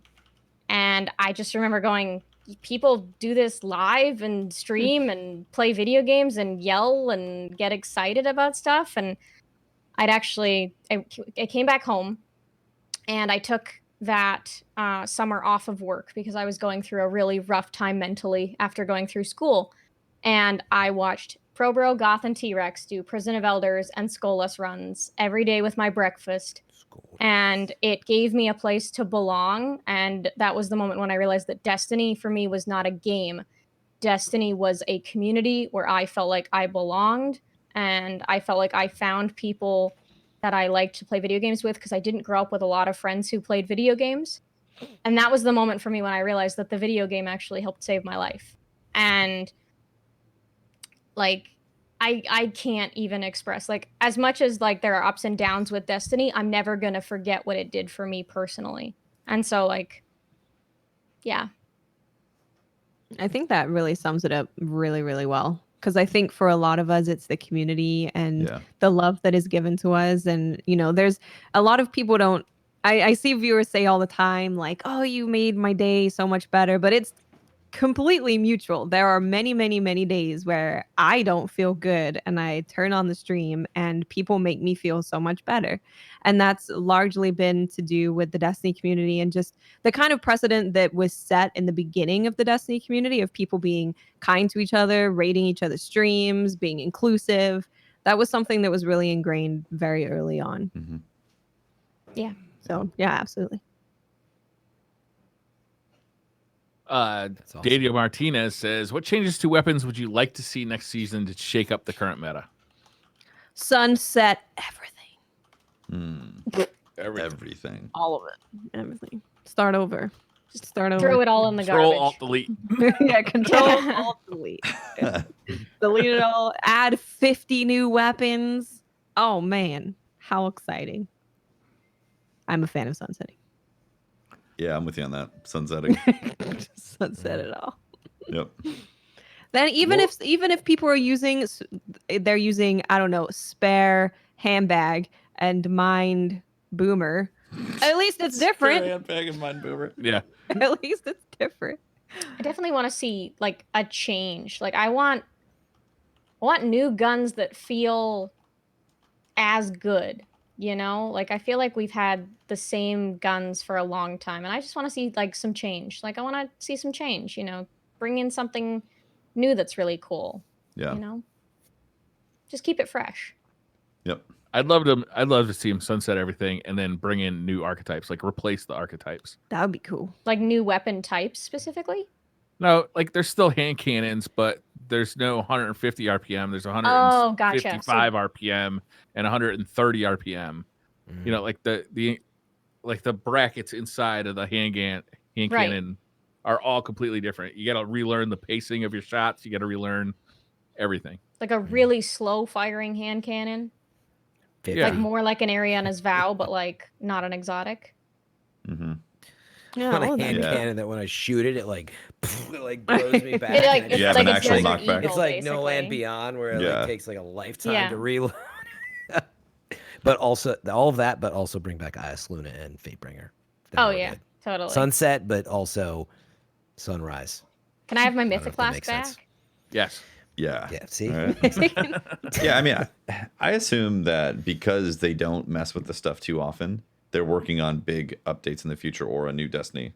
Like that's why I assume there isn't new archetypes that show up so often or huge balance adjustments because it's technically working and they don't want to mess it up because in the past we've seen things get screwed up like that, and if they're focusing on some other stuff that's coming in the future down the road, a year or 2 or 3, then they're saving that stuff for them. But if they weren't focusing on that, then I'd be like, why the hell are you not adding more archetypes and big sweeping changes more often?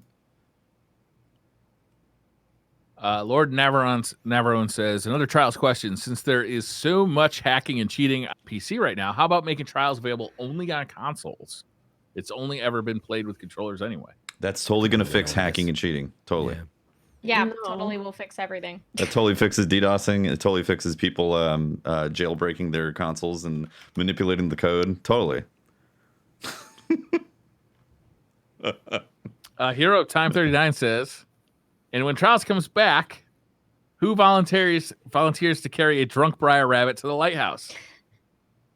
I will Any takers? only carry Briar to the lighthouse if he is very drunk. Deal. Super drunk. Can you carry us both drunk? Because that sounds like a lot of The fun. double carry. I'm down. That's Double something I can- intoxicated. Drink out of that whiskey glass that Briar got me. Watts will just Maybe use her Briar's Aeon better Swift. drunk. You don't know. Could You know, be a makes like you to think that I sour. am. Right? I mean, I know that I am, so. Ryan S says, I just got a gaming PC and I'm willing to join the Church of Unlimited Frames. Could you provide a tip or two of what you wish you knew early on to help things look and feel good? Briar? Look and feel good. Get a high refresh rate monitor, preferably 1440p, and get a wireless mouse.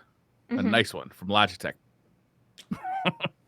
Yeah, that's pretty specific with the mouse stuff. Yeah. Yeah. So, like, Turn off motion blur. Yes. oh, yeah. God, yes. I don't like it. Don't be afraid to mess around with things for a long time before you find exactly what works for you. Because going from console to PC can be a little bit jarring for people. It depends on whether or not you're switching from like mouse and keyboard or if you're going to stay on controller on PC. But just don't be afraid to mess around with things and find what works for you. Yeah. It's going to feel weird at first. Like Yep. really weird. Like I missed most of my shots Yeah. when I went to PC. But yeah, just Yeah, play around with stuff. especially keyboard, right? I would say like a lot of people, if you've been on controller, it feels really like crazy difficult even at first. And Yeah. Keyboard Stick- actually just took me stick with longer it. to learn than mouse Yeah. did. You know, just Right. like getting my pinky control, finger to hitting move where I control wanted with to. it. Yeah. Switching But- weapons with the number keys, you know. But meaning, don't give up on that. If you like, at least decide. I would say give it a few weeks before you decide if you want to use a controller, which is cool if you want. It's just a lot of people. I think they go for a few days and they're like, you know what, no. And I think some people come out on the other side though. They're like, oh, I'm so glad I switched. Yeah. But give it enough time because at first it's like learning an instrument or a language. It just Yeah, and I think feels it's worth wrong at trying first. too. Like it's worth giving it a go. The only reason I didn't when I switched to PC is because I actually can't use a keyboard for longer than an hour without pain. So Yeah. I have that physical limitation. But I think everybody, like, I think most people try mouse and keyboard when they switch to PC Destiny, unless they're just vehemently against it. Yeah, so one thing I would recommend also is don't do PvP if you're new to mouse and keyboard. No, 'Cause- that's bad advice. Who am I going to beat in that Crucible? Good Lord, Tefty. Briar wants punching bags. Get right up in there. I Pull recommend that just Band-Aid off right away. jumping in, playing some strikes, or if other games like Doom Eternal or Doom 2016. I think those games Doom Crossing are great for getting used to the input format. Because if your brain is still thinking, what finger am I using to switch a weapon or something, then you have a delay in your brain with that stuff. As soon as that's gone, then you can feel comfortable with with doing PvP. And there's some people who are like, no, you need to jump in and play PvP right away. I think you're just going to get frustrated with the experience. There's a certain point I where definitely did that. Yeah, it is a certain point when there's so much of especially if you've been pretty good at PvP on controller and you've never used the keyboard and mouse.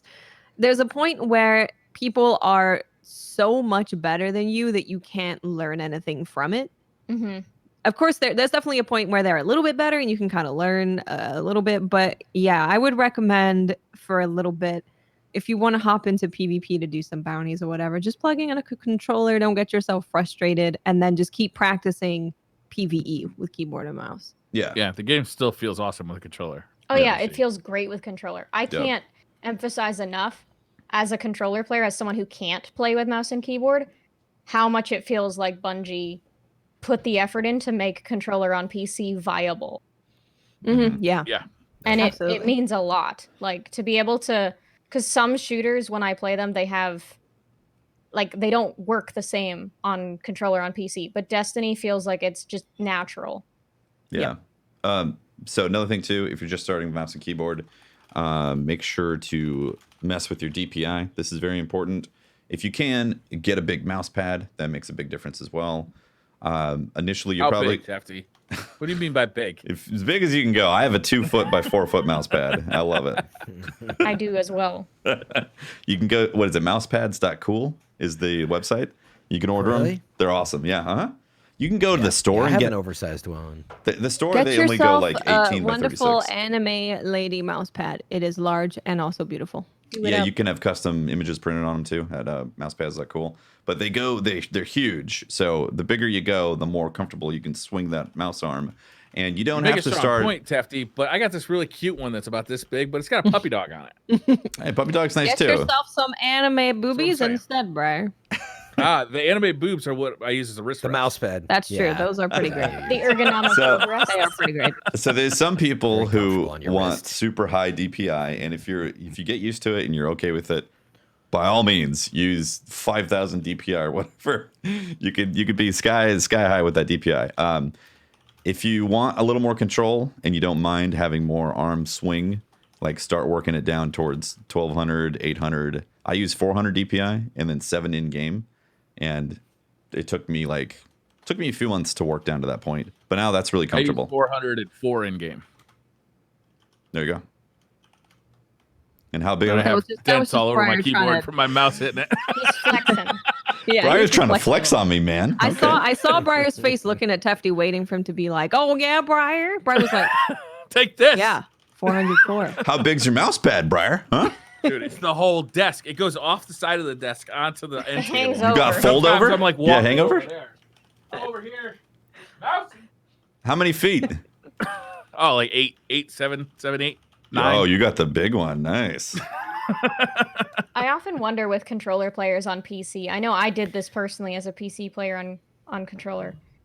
First thing I did obviously was crank my FOV all the way up to max. Yeah. But I have my sensitivity on controller at 10.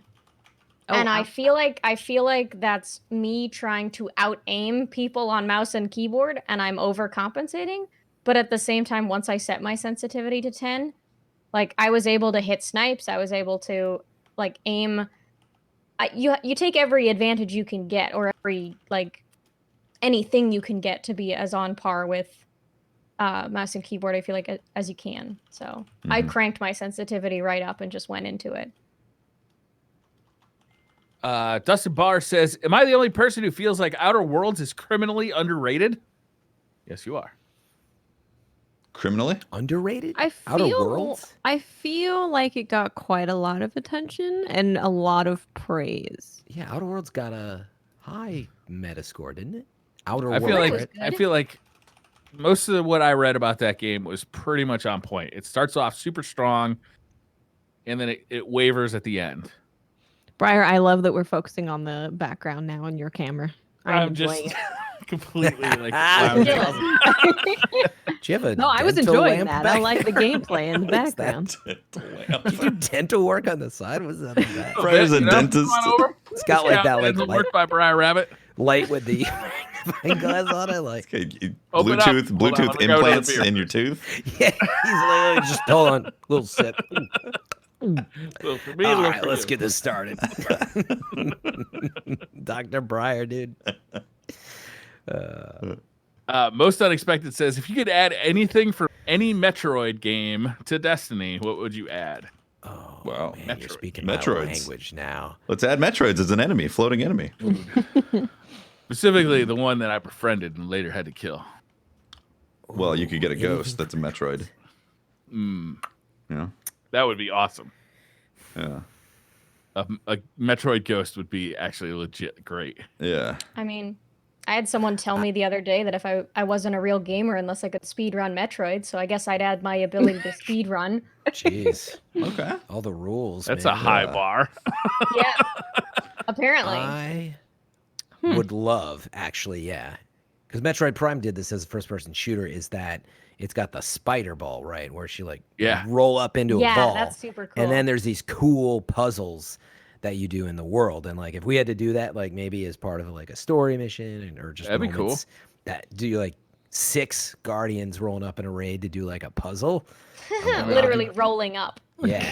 Roll Well, out. It was like, you know, when we went to the moon with Shadowkeep and there were the chests where they had the little symbols and you had to go and find them and shoot them and open the chest. I would Yeah. like to see more stuff like that in Destiny, but actually getting something cool at the end of it. Yeah. That, Instead of like, cool oh, it's a stuff in regular it. chest with just like glimmer and some Right. materials. Yeah. Nice. you I would got a like the etheric gravity spiral. beam. It's like it's a beam that Yeah. you shoot out and you like, it's kind of like a grappling hook. Yeah. I think that would be actually pretty legit. That too would be That's good, man. So 'Cause what that we was need- first person in Metroid too. We need like a Breath of the Destiny open world experience with Metroid and Zelda mechanics. Yeah. Yeah. I'm in the midst I'd of a play that. Metroid 2 playthrough right now, actually. Wait, in which And game? it's funny, Metroid 2. Oh wow. Or I'm sorry, no, Old school. Metroid 3. Super Metroid for Oh, okay. Brandon, do you Super not Metroid. know about Briar's Retro Minute? I don't actually. He's been going deep. Oh, you're missing out. anyhow. Okay. Is, It's after all his DDoS videos, it gets crowded on his YouTube channel. So I gotta go like scroll down. BroFish was talking about speedrunning Super Metroid. And so what I do is I get stuck in Metroid 2 or Metroid 3. Sorry, I keep calling it Metroid 2. And you know, in Super Metroid, there's critical path stuff that is hidden by like a single block that you have to blow up with a bomb that could be in any of the fucking 700 rooms you've been in, right? And you don't know where it is. So you go to YouTube and you say, all right, let me find it. You know, like I'm not going to like bomb every fucking block in Super Metroid to figure out where I'm supposed to go. And I'm 6 hours into the game, but where I need to be is an hour into this guy's like walkthrough of Oh my god. Metroid start to finish, which takes him 2 hours. Hmm. It's a little disheartening. If you're Humbling. speedrunning, it sounds like. But otherwise, yeah, I mean, you'll be fine. You just gotta bomb. So that's every what we need in corner of a Destiny. room. That's what we need in Destiny is a little place in a raid where you drop down, you check your nade, and it explodes the wall, and then you go yeah, through. then you go running through. Yeah, Like all of this. and it's a Yeah, I brand like new everything about exotic. that. Katia says, what feature do you guys want or think Destiny desperately needs to have as an MMO? Dedicated servers don't count, he adds. Transmog. Full transmog. Full transmog would be good, for sure. Deep character customization. Mm-hmm. Like an actual skill tree, not this like I'm gonna handle it's little Timmy's skill tree that he got to go to school with. We need like I'm gonna go with baby's first skill tree is what we have right now. first skill tree. I'm gonna go with loot that is difficult and time consuming to obtain, not because of RNG, but because the quest is long and difficult. Because you'll find most MMOs have that one thing where you're like, oh man, I really want to get that weapon. I really want to get that piece of armor. And it takes a long time to get there. And they're not afraid to make it take a long time to get there. Destiny needs more of that because currently they're going the other way, making things much easier to get. Yeah, especially with the most recent exotic quests. Yes. Yeah. Well, I mean, it took a long time to sit in the tower and invest that Frunctellini. That was an investment, time investment. I'm so disappointed that you've completely backed down on the Fractellini thing and Yeah. gone Frunctellini. Yeah. I'm really Tefty. disappointed. You were putting up a fight. No, you don't understand. Lord. Frunctellini is Lord. 1,000. Cave. Frunctellini is 1,000 Fractellinis. So what's 9 billion fractal? 9 billion fractallini. 9 billion Fractellinis. I think I saw someone on Twitter call it a bunjillion. Oh, nice. Ooh. Bajillion. I like that. 1 bunjillion. I like it, fractallinis? yes. ACB says, is it okay for me to force my 5-year-old to play Titan when she wants to play? She loves throwing her hammer, shooting shotguns and Suros, and loves asking, how do I get the big hammer again? Am I limiting her, or do I just happen to get her class right? Where's Pope, man? He's I don't gonna, know. like, This sounds smash cut adorable, into this no matter call. what. It sounds I don't want to crap on a 5-year-old's dreams. Yeah, yeah. That's I the think it right sounds answer. adorable. I think you're doing the right thing. Mr. Woodhouse says, what's a game you wish you could play on stream but doesn't really have a strong audience? That's a good question. Going through this. Anthem? That's Steph's answer. You know that. That's so true. Oh, my God. Damn. Give me a sec. I feel like there's so many options.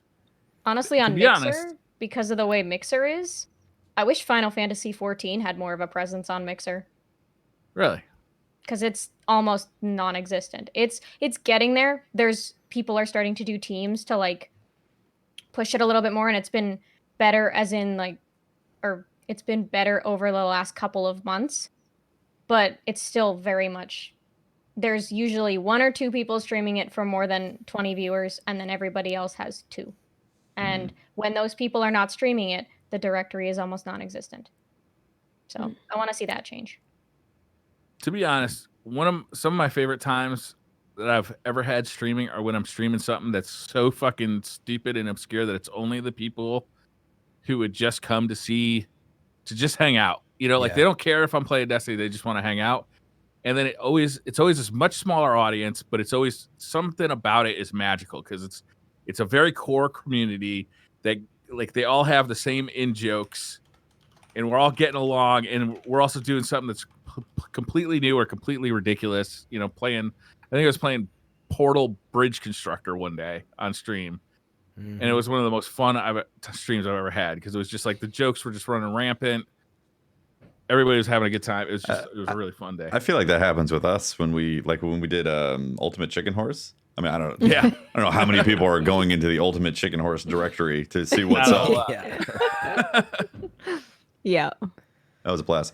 It's actually kind of it's a symptom of a problem in streaming in general, that the discoverability of stuff that could be unique content just doesn't really happen because it's all based on high viewership. And not that it shouldn't be based on high viewership, because technically high viewership means that something is happening, so they're ranking it like that. But for all the crap that we've given YouTube in the years, they have actually cracked a lot of the code of like, if you make a video that somebody clicks on, they've a high click rate, and then they actually watch the entire thing that says that they enjoyed the video, and then they actually watch another one of your videos, that means that there's multiple points of data that tells YouTube that video performed well and that they should recommend it to other people.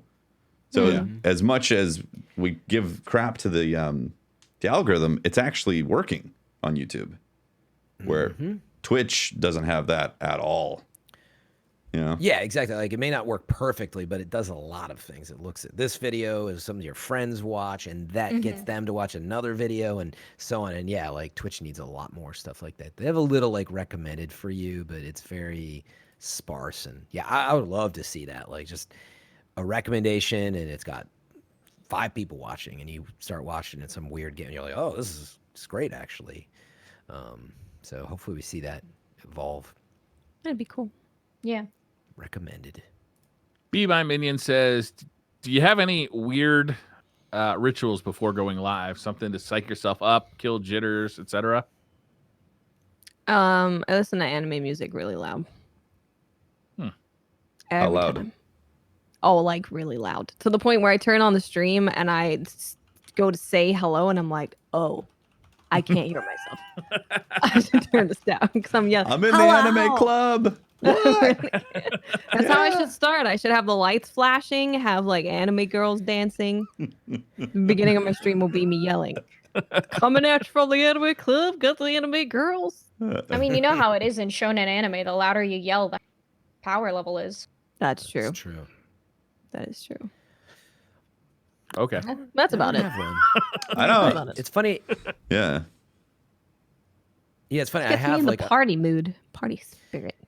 I'm Yeah. on some other shows where I do like vocal warm-ups and stuff, because they're like recorded videos that I don't know why, for something that you mentioned. I feel streaming so much, actually, being whether I'm on this show, anytime I'm streaming feels more natural because I've finally gotten very used to it. But like, yeah, if I'm, let's say I do the Borderlands show with Mitsu, right, and we'll do that, and I'll be like in another room, and I'm like, buddy. I'm like, like, you have like these like vocal warm-ups you do to. I'm gonna ask him about those later. I don't know if he's heard them, but yeah. I do that. I actually do that. Or you're like, Sally Bears, sells Battlestar Galactica. seashells by the seashore, stuff like that. Yeah, like your And, scales and whatnot. Yeah, I don't sing. I don't do the skills. You should, though. I used to that for stuff- theater. Yeah. So But I would recommend doing that stuff if, in addition to finding, so like listen to anime music, whatever works for you. Look up vocal warm-ups. There's a lot of stuff, and you always look at it. You're like, it's not worth it, but it actually is. Just gets you, your mouth in the right places for streaming and speaking. I do that. I was like Glad you phrasing. I was like, I wish I could take screaming that at back. the end of there. Yeah. I'll end up doing that if I like took a nap beforehand and I need to wake up. I'll be like, jump around, start talking loud. Yeah. Yeah, I mean, I almost don't wanna mention really it. listen to loud music. Oh, no. I have arguments sometimes in the shower with myself where I'm like, what? Wait, this- go into this. What? Well, no, like, yeah, let's dig deeper. I'm pretty sure Dr. lots Breyer. of people do the thing where they're in the shower and they Winning or an argument? have imaginary arguments with themselves. Like, Oh, I because you're imagine like like thinking of a what's the- conversation that you yeah, had what's the worst previously. thing someone could come into chat and troll me with, and how would I respond? That's How pretty good. how would I prepare myself for? In the shower Yeah. argument, you're always like destroying them too, right? Oh yeah, Oh, you're yeah. just Yeah. slaying them. You're like, I have verbally beat this person down. They are losing, and then it never ends up the way you have it in your head. Never, never ever. And put on lipstick. Yes, that's very important. Oh, I I do that in the always shower, have too. my red lipstick because Yeah. it pops on camera. Because your makeup, I know Watts probably feels this. Your makeup always looks different on camera than it does when you put it on in the mirror. For I know. sure. Yeah. And so Definitely. like I do my makeup, then I run upstairs and then I check it on camera. And then if I need to run back downstairs and change anything, then I do. I always like put on my beard before I stream. Yeah, same. Sure. Exactly. Prior, Takes a you were while, all about to that say. glue. You Yeah, were what- embarrassed to say. What was it, Brian? I want to know. It's nothing funny. Like sometimes if I just was like feeling like a little nervous, I get butterflies before I stream. And but Briar's a sometimes big when I was feeling a coffee. little nervous, I wasn't feeling up to it. I would take a shot and just kind of like, like I would just literally like take one shot, and This is it completely on would brand get for you. kinda like- On brand. it would kind of get the blood rushing, and like like that, and then that hop We're off. doing shots. Time to stream. I didn't want to mention it. I almost didn't mention it just because it's so on No. brand. You know what I mean? I like it. Oh yeah, What would- the alcoholic likes to drink. Weird. Crazy. What was the shot normally? Like, what's your Oh, preference? I don't really have preferences. I don't Just drink hard anything. alcohol often at all. Whatever's Oh, really? closest. Interesting. I'm excited That's like, for you what know- you're gonna do before the month of 420 streams. Tune in and see if you can figure it out during April. Oh, it would Great be funny response. to get completely roasted. We should for just one. See how it goes. If it goes bad, we'll promise Pope not to do it again. And then do it again anyway. Yeah. I like this. Dreadnought says, "What are each DCP host's house rules that they implement whenever they have friends or guests over their house? Like leave your shoes Like taking your outside, shoes that off, kind of thing. Yeah. Please don't chase my cats everywhere. They get very scared. No can do. Don't spill beer on the rug. How about that one, Watts? Is that Also, We're no on a can do. table. no, none of that. Mine is don't twist the knobs in my music office. What's the knob? Oh yeah. Don't- I bet. Don't touch Soon as any of someone my comes in the equipment. door You for never the first touch time, another man's levels, Don't man. twist the knobs. I mean, I got like hundreds of knobs in my studio. It's like if you touch So one, many I will knobs. know. Not maybe immediately, but like later on, I'll be like, "That son of a bitch move the fader." I don't The think I have any of closet these. that I instruct you: do not look in the closet. That What do you one keep in right that there. closet? Don't look in it. That's the Fran rule. has all sorts of secrets. You can You tell. tell where- me that, like, it's where soon he's- as you walk out of the room, I'm opening that closet. Yeah, exactly. Note to self. That's where he's keeping the Frank Dellinis. That's right. You turn your back, and I am immediately walking to that closet. Immediately. It's like a portal to another realm. Dreadnought says, "What are each DCP hosts?" Oh, I just read that one. Sorry. Zachary Richin says, "Hello, everyone. I know most people bashed the last season of Game of Thrones. What has been your favorite scene from the series?" Oh, ever? Oh boy. Oh my god. Wow. Probably Gotta be the Red Wedding when wait, like from the series or from like the Series. last season? Series. The whole thing. Oh. Deal. Wow. Oh boy. It's the scene where Daenerys tricks the slavers of Astapor into thinking she's going to give them one of her dragons, and then she turns around cinematically and says a dragon is not a slave in Valyrian and reveals that she speaks to Valyrian, and then he's like, oh shit, and then she torches this whole place. Made That's some one of my favorite Pretty scenes. some good. chicken hands nuggets down. out I think of them. that That's is that really the one where good. she's like Dovagadis and she's Yeah, like, and she said Zabrizas Buzdaris Kosdaur is Holy a crap. dragon is not a slave. oh, this is brilliant. That's the scene, and that's That was amazing, by awesome. the way. Yeah. With I've watched the Red that Wedding, way too many times. With the Red Wedding, I was so impressed that they had the balls to kill off like half of the cast. But I was also impressed that everybody who had read the books had not spoiled that moment for everybody who's watching the shows. True. Like, True. how did we not know? Yeah, I know. That Because was people amazing. who read books are respectful humans. That's why. Apparently. That's why. Yes. I'm gonna- Yeah, maybe I think probably for me when Daenerys came out of the fire for the first time, because we didn't really know that it was a thing that she could do, and we saw her do that, and that was like just a really epic moment. And that whole season in general was just, I really enjoyed it. Yeah. Plus, she was totally nude in that scene too. Yeah. Which is Bonus always points. good. Bonus. Bonus It points. seems Yeah. to be a 'Cause running I theme love for her. Daenerys. Yeah. I love her. Yeah. And then you Same. see she's got a little dragon on his shoulder, and you're like, Yeah. oh snap! Jorah's all like, Exactly. man, she just got even Baby hotter. dragon. And I Yeah. still can't have her.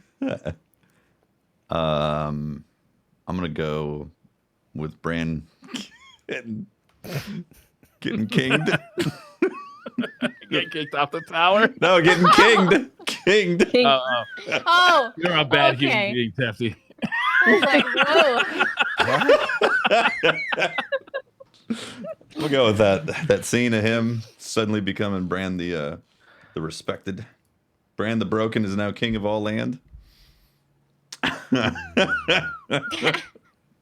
Veritas Otis, way to ruin the question. Veritas Otis 52 says, you take a pill that gives you perfect recall and full access to all your memories, everything you've seen or learned at your fingertips. What do you do next? Go see a psychiatrist. Not Go take find my it. keys. I wouldn't take it. I'm not reliving some of that stuff. Sorry, I was I'd still throw thinking it about on the ground. Tef's troll. What was the question again? Still hitting you? Wait, what? You had to replay the scene in your head. Then Yep.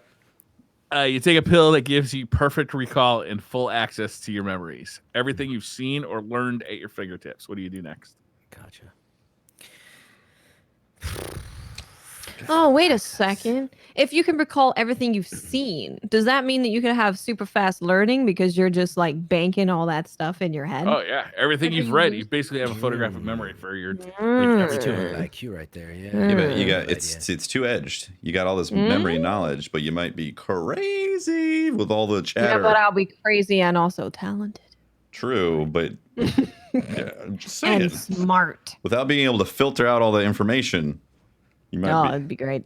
Would your head explode? Do you think Maybe. there's a limit on how much capacity the human brain can store? Like you gotta, There's you definitely hear a a dumb limit on this thing. side. you hear a dumb thing and you have to make room for something you really needed because somebody said a dumb thing to you, and you're like, crap. Now you've chucked out what I needed, and now Yeah. your dumb thing is in my head, and I can't get it out. I think that's how it actually I works. call that the Pope Bear effect. Dang, man. Yeah, it's like, there's only so many windows you can open on your computer. Imagine having every memory open in your brain.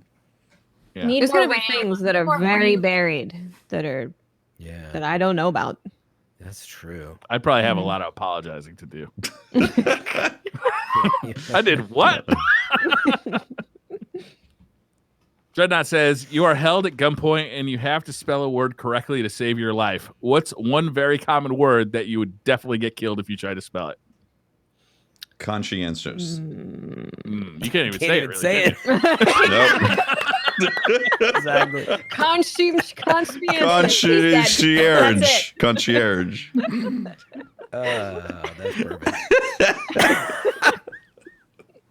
That's perfect. That I will get wrong. I know when I struggled with for a while with texting was definitely for some reason. Ooh, that one gets me too. And the longer you look at a word, the more you think it's spelt wrong. Oh my god! Yeah. You know the ones where it's like there'll be a word "this," the most simple word ever, but your brain is going back over it and it's like, wait a second. This Q sounds does weird, that for me. looks Like weird. like a line Q, Oh, like yeah. Q-U-E-U-E. Oh, yeah. That damn Yeah. cue. Is that even how you speak? Q-U-E-U-E? Yeah. But the longer you look at it, the more you're That like, can't be that's right. not a word. Mm. Those words Mine will aren't be- words. I just realized it's occasionally, and I don't know why. Occasionally. Mm. Always have trouble with the double C up front. Versus, I have no, like, it must have been something when I was like young that I always spelt it wrong, and then every time I write it now, I'm always like, wait. So, it's a Yeah. true story on that one. Look at them new eyes. I know. Brand Bots is new. getting attacked by a 100-foot cat. 100-foot house cat. Catzilla. Dreadnought says you're held at gunpoint and you have to spell. Oh, I just read that one. 2 for the morgue says I'm doing that a lot tonight. You What need that memory would you access rather spell, I eat? think. Oh, no. What would you rather eat? Cheese Whiz on waffles or yogurt on Cheetos? Yogurt on Cheetos. yeah, yogurt the on Cheetos super, sounds super, pretty good. super spicy ones, because maybe it'll dull the spice a little bit and you can eat more. That's a Yeah. good hack. I like it. Yeah, Same. I like Indian it. food. Agreed. Why do they do this to me? I mean, cheese was on waffles, because that's the whole reason that question came up in the first place. But how did cheese That's where whiz you're on going? waffles come Yeah, up? what's the Like, origin? Have I you- eat have that you for done this? breakfast. What? Oh. How often? Wait. This is a real thing? Yeah, cheese was on waffles or cheese was on pancakes. Wait, like I'll today? eat that before stream and like in the This morning. year, for you've had it? like 2 days ago. Like Cheese Whiz out of a jar. Yeah, Huh. And nobody forced you or had a gun. yeah. And Mitsu hates Cheese Whiz, so when we Yeah, live as together, one I'm gonna have does, to have my because own it's terrible. separate fridge where the Cheese Whiz is kept. Wow. I just But gave yes. it back for Mitsu. A mini fridge just for the cheese whiz to not contaminate the other yeah. contents. So yeah, I made a poll on Twitter like 2 days ago. I was like, cheese whiz on waffles or yogurt on Cheetos? And I'm happy to say that cheese whiz on waffles wins, being less weird. Thank you I very disagree with much. Twitter. Learn something. That being new said, every I would day. try both. But I would not want yogurt on Cheetos. That sounds disgusting. no, that'd be easy. Like nice, Nah. clean, like Do I want good, it? like clean Greek yogurt. Like not. Too I just really sweet. don't like cheese whiz. Like it's really gross.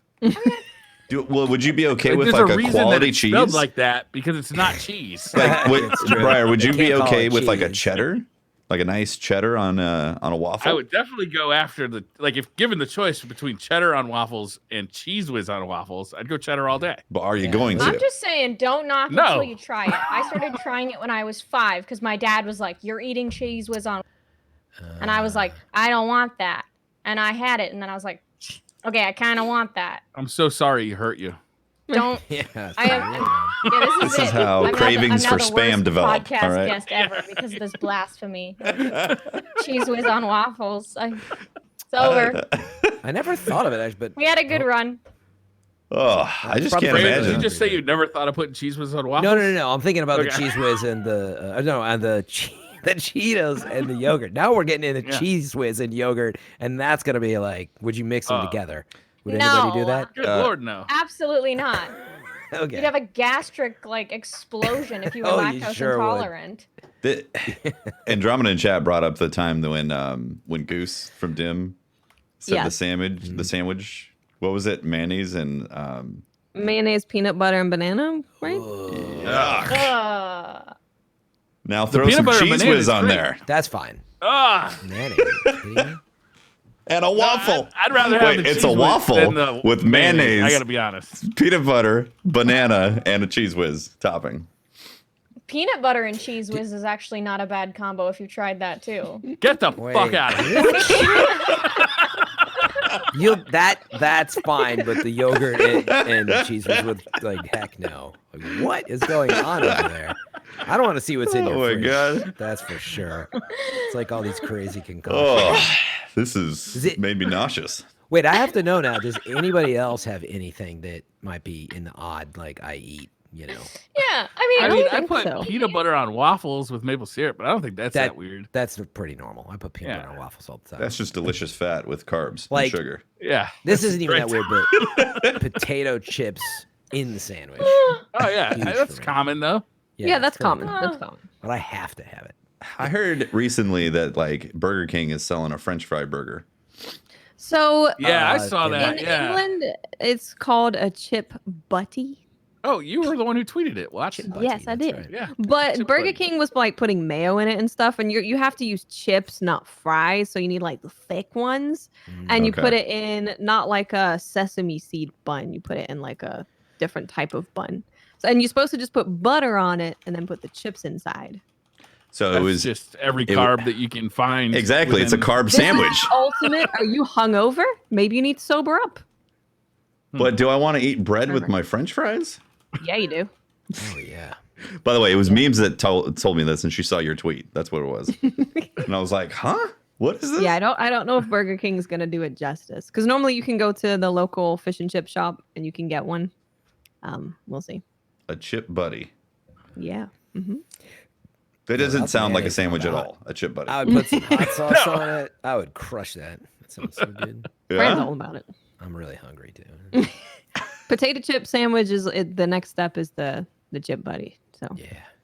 yeah. You throw Hugo cheese whiz ruined- on it. Cheese whiz on everything.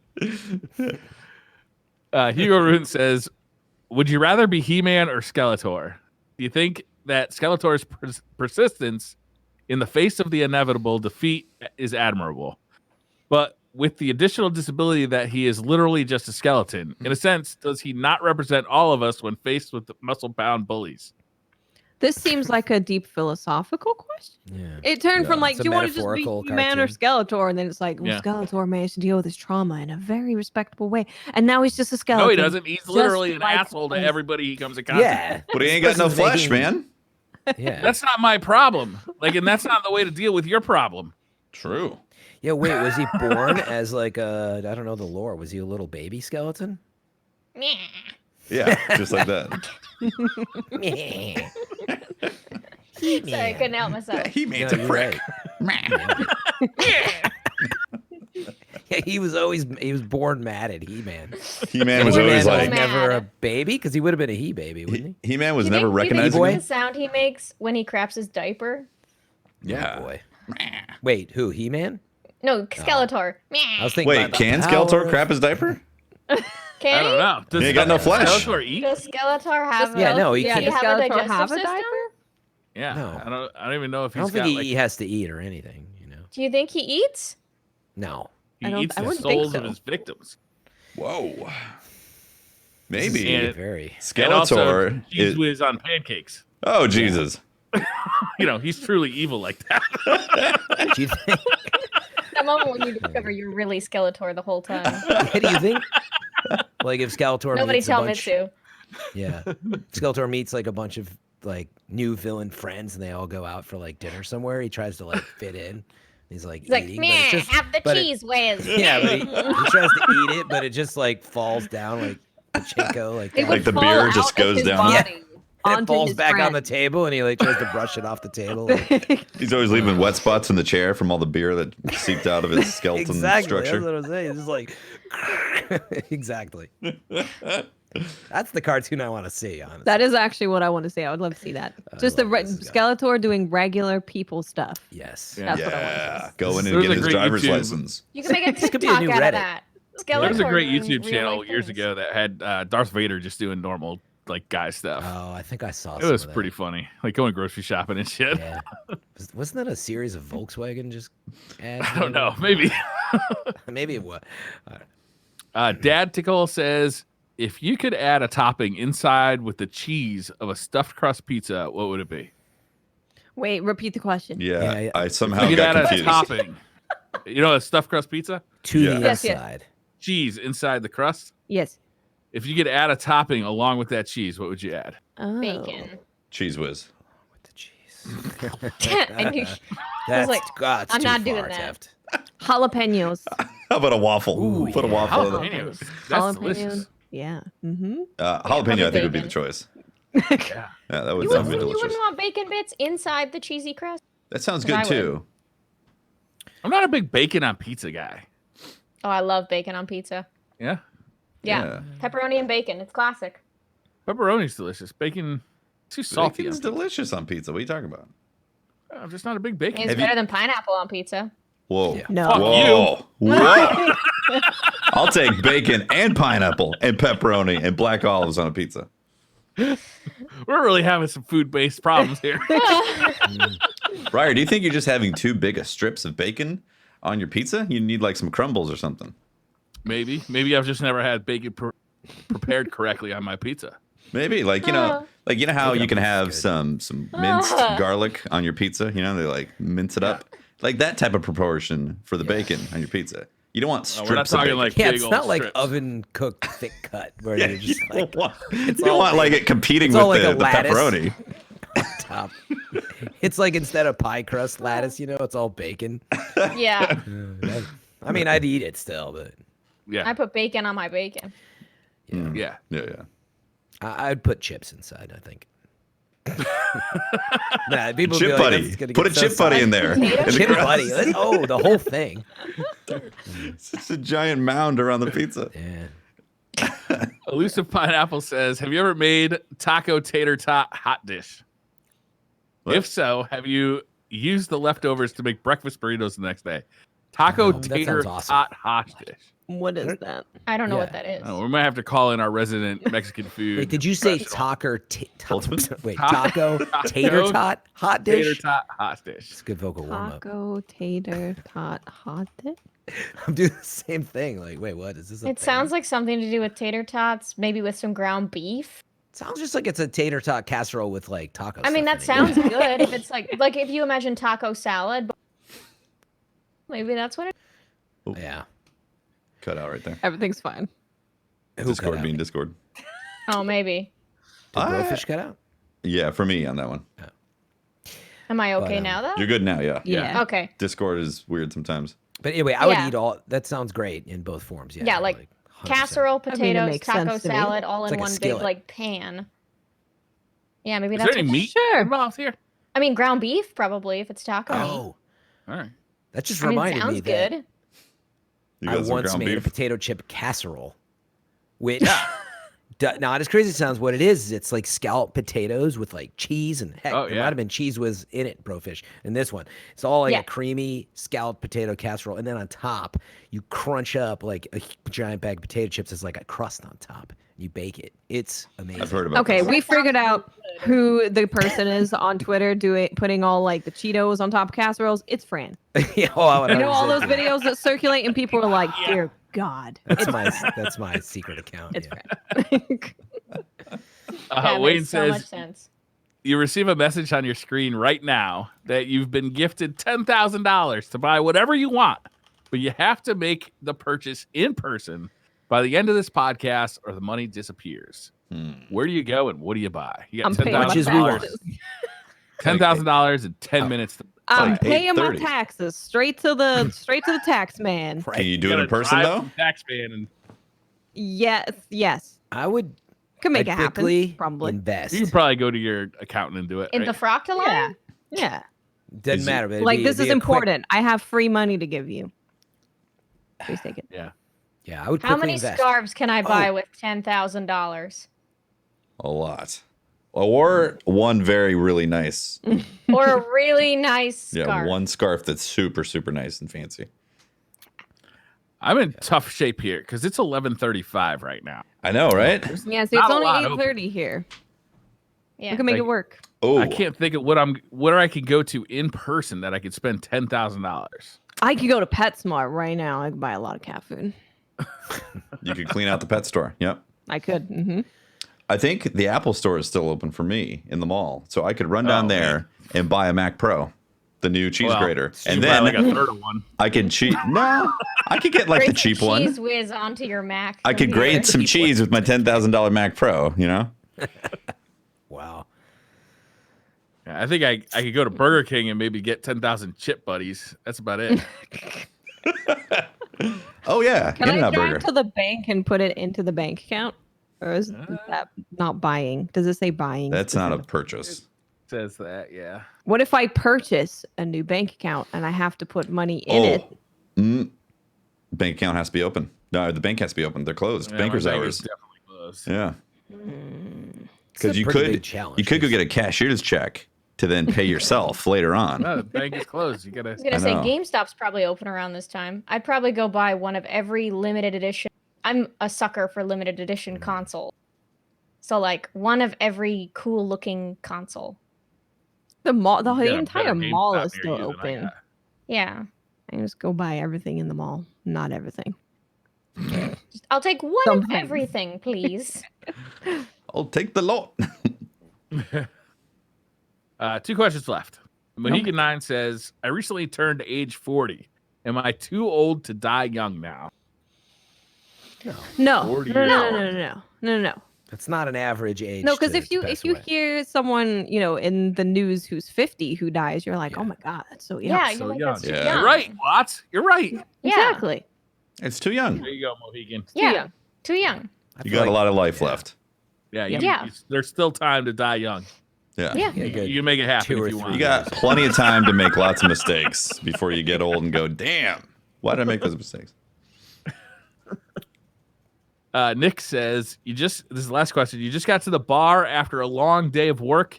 It's Thursday and happy hour specials are bountiful. What's your drink of choice? So you guys will know from karaoke, they had a drink called the Hello Kitty. Yeah. I'm Have getting peach that in it? again. What was in the Hello Kitty again? Have, It's like there's definitely coconut for sure. I don't remember what else was in it. Sake of some kind and Oh. Coconut yeah. and sake. Yeah. It was great. Coconut, recommend sake, it. and cocaine. Yeah. The Hello Kitty. See that drink. Get it. Yeah. It makes you party hard. I'm if Brian, I'm your getting dentist like chair is showing again. if I'm getting something that's mixed, it's almost always like an old fashioned. Exactly. That many people know because when I stream, I'll have these drinks, but they're called Boulevardiers, which is very similar, but it's a Campari red vermouth and what am I blanking? Oh, bourbon. Yeah. Nice. So it's actually a lot like a Negroni if you've heard it, but with bourbon instead of gin. Just freaking awesome. If you want to get real messed up but still delicious, just get Long Island iced tea. True. That'll get you partying That's real bad fast. advice. No, I want one right Depends. now. Yeah. Yeah. It literally go it is for, Thursday, long week. This all sounds good. Yeah, Perfect trifecta of definitely. alcohol. I'd probably go for some Appleton Spice rum and Coke. I'm pretty simple, but Huh. Nice. not Captain Morgan. You got to go for the Appletons. It's a little bit Okay. smoother. Nice. Or Nice. we had this amazing scotch for our wedding. I think it was a 12-year double barrel aged Belvini or something. And I've sounds never good. had scotch before, but I didn't, I'd probably have it again. Ringing good. endorsement.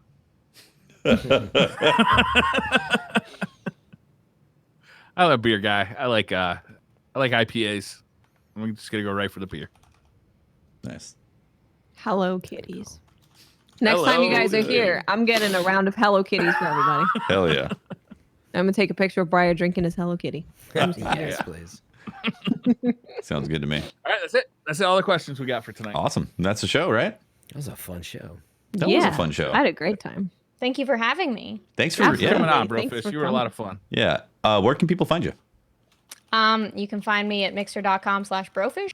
On Twitch, I'm BroFish TV. On Twitter, I'm BroFish TV as well.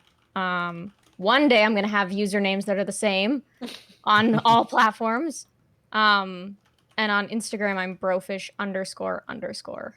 Nice. And where's the best place to go get some cheese whiz for a waffle? No frills. No frills. Your local supermarket. That's the rule. You can't get like a fancy one if you ever see it because it's possible. It's going to be out there now. Fran? Pardon, madam, would you like sorry.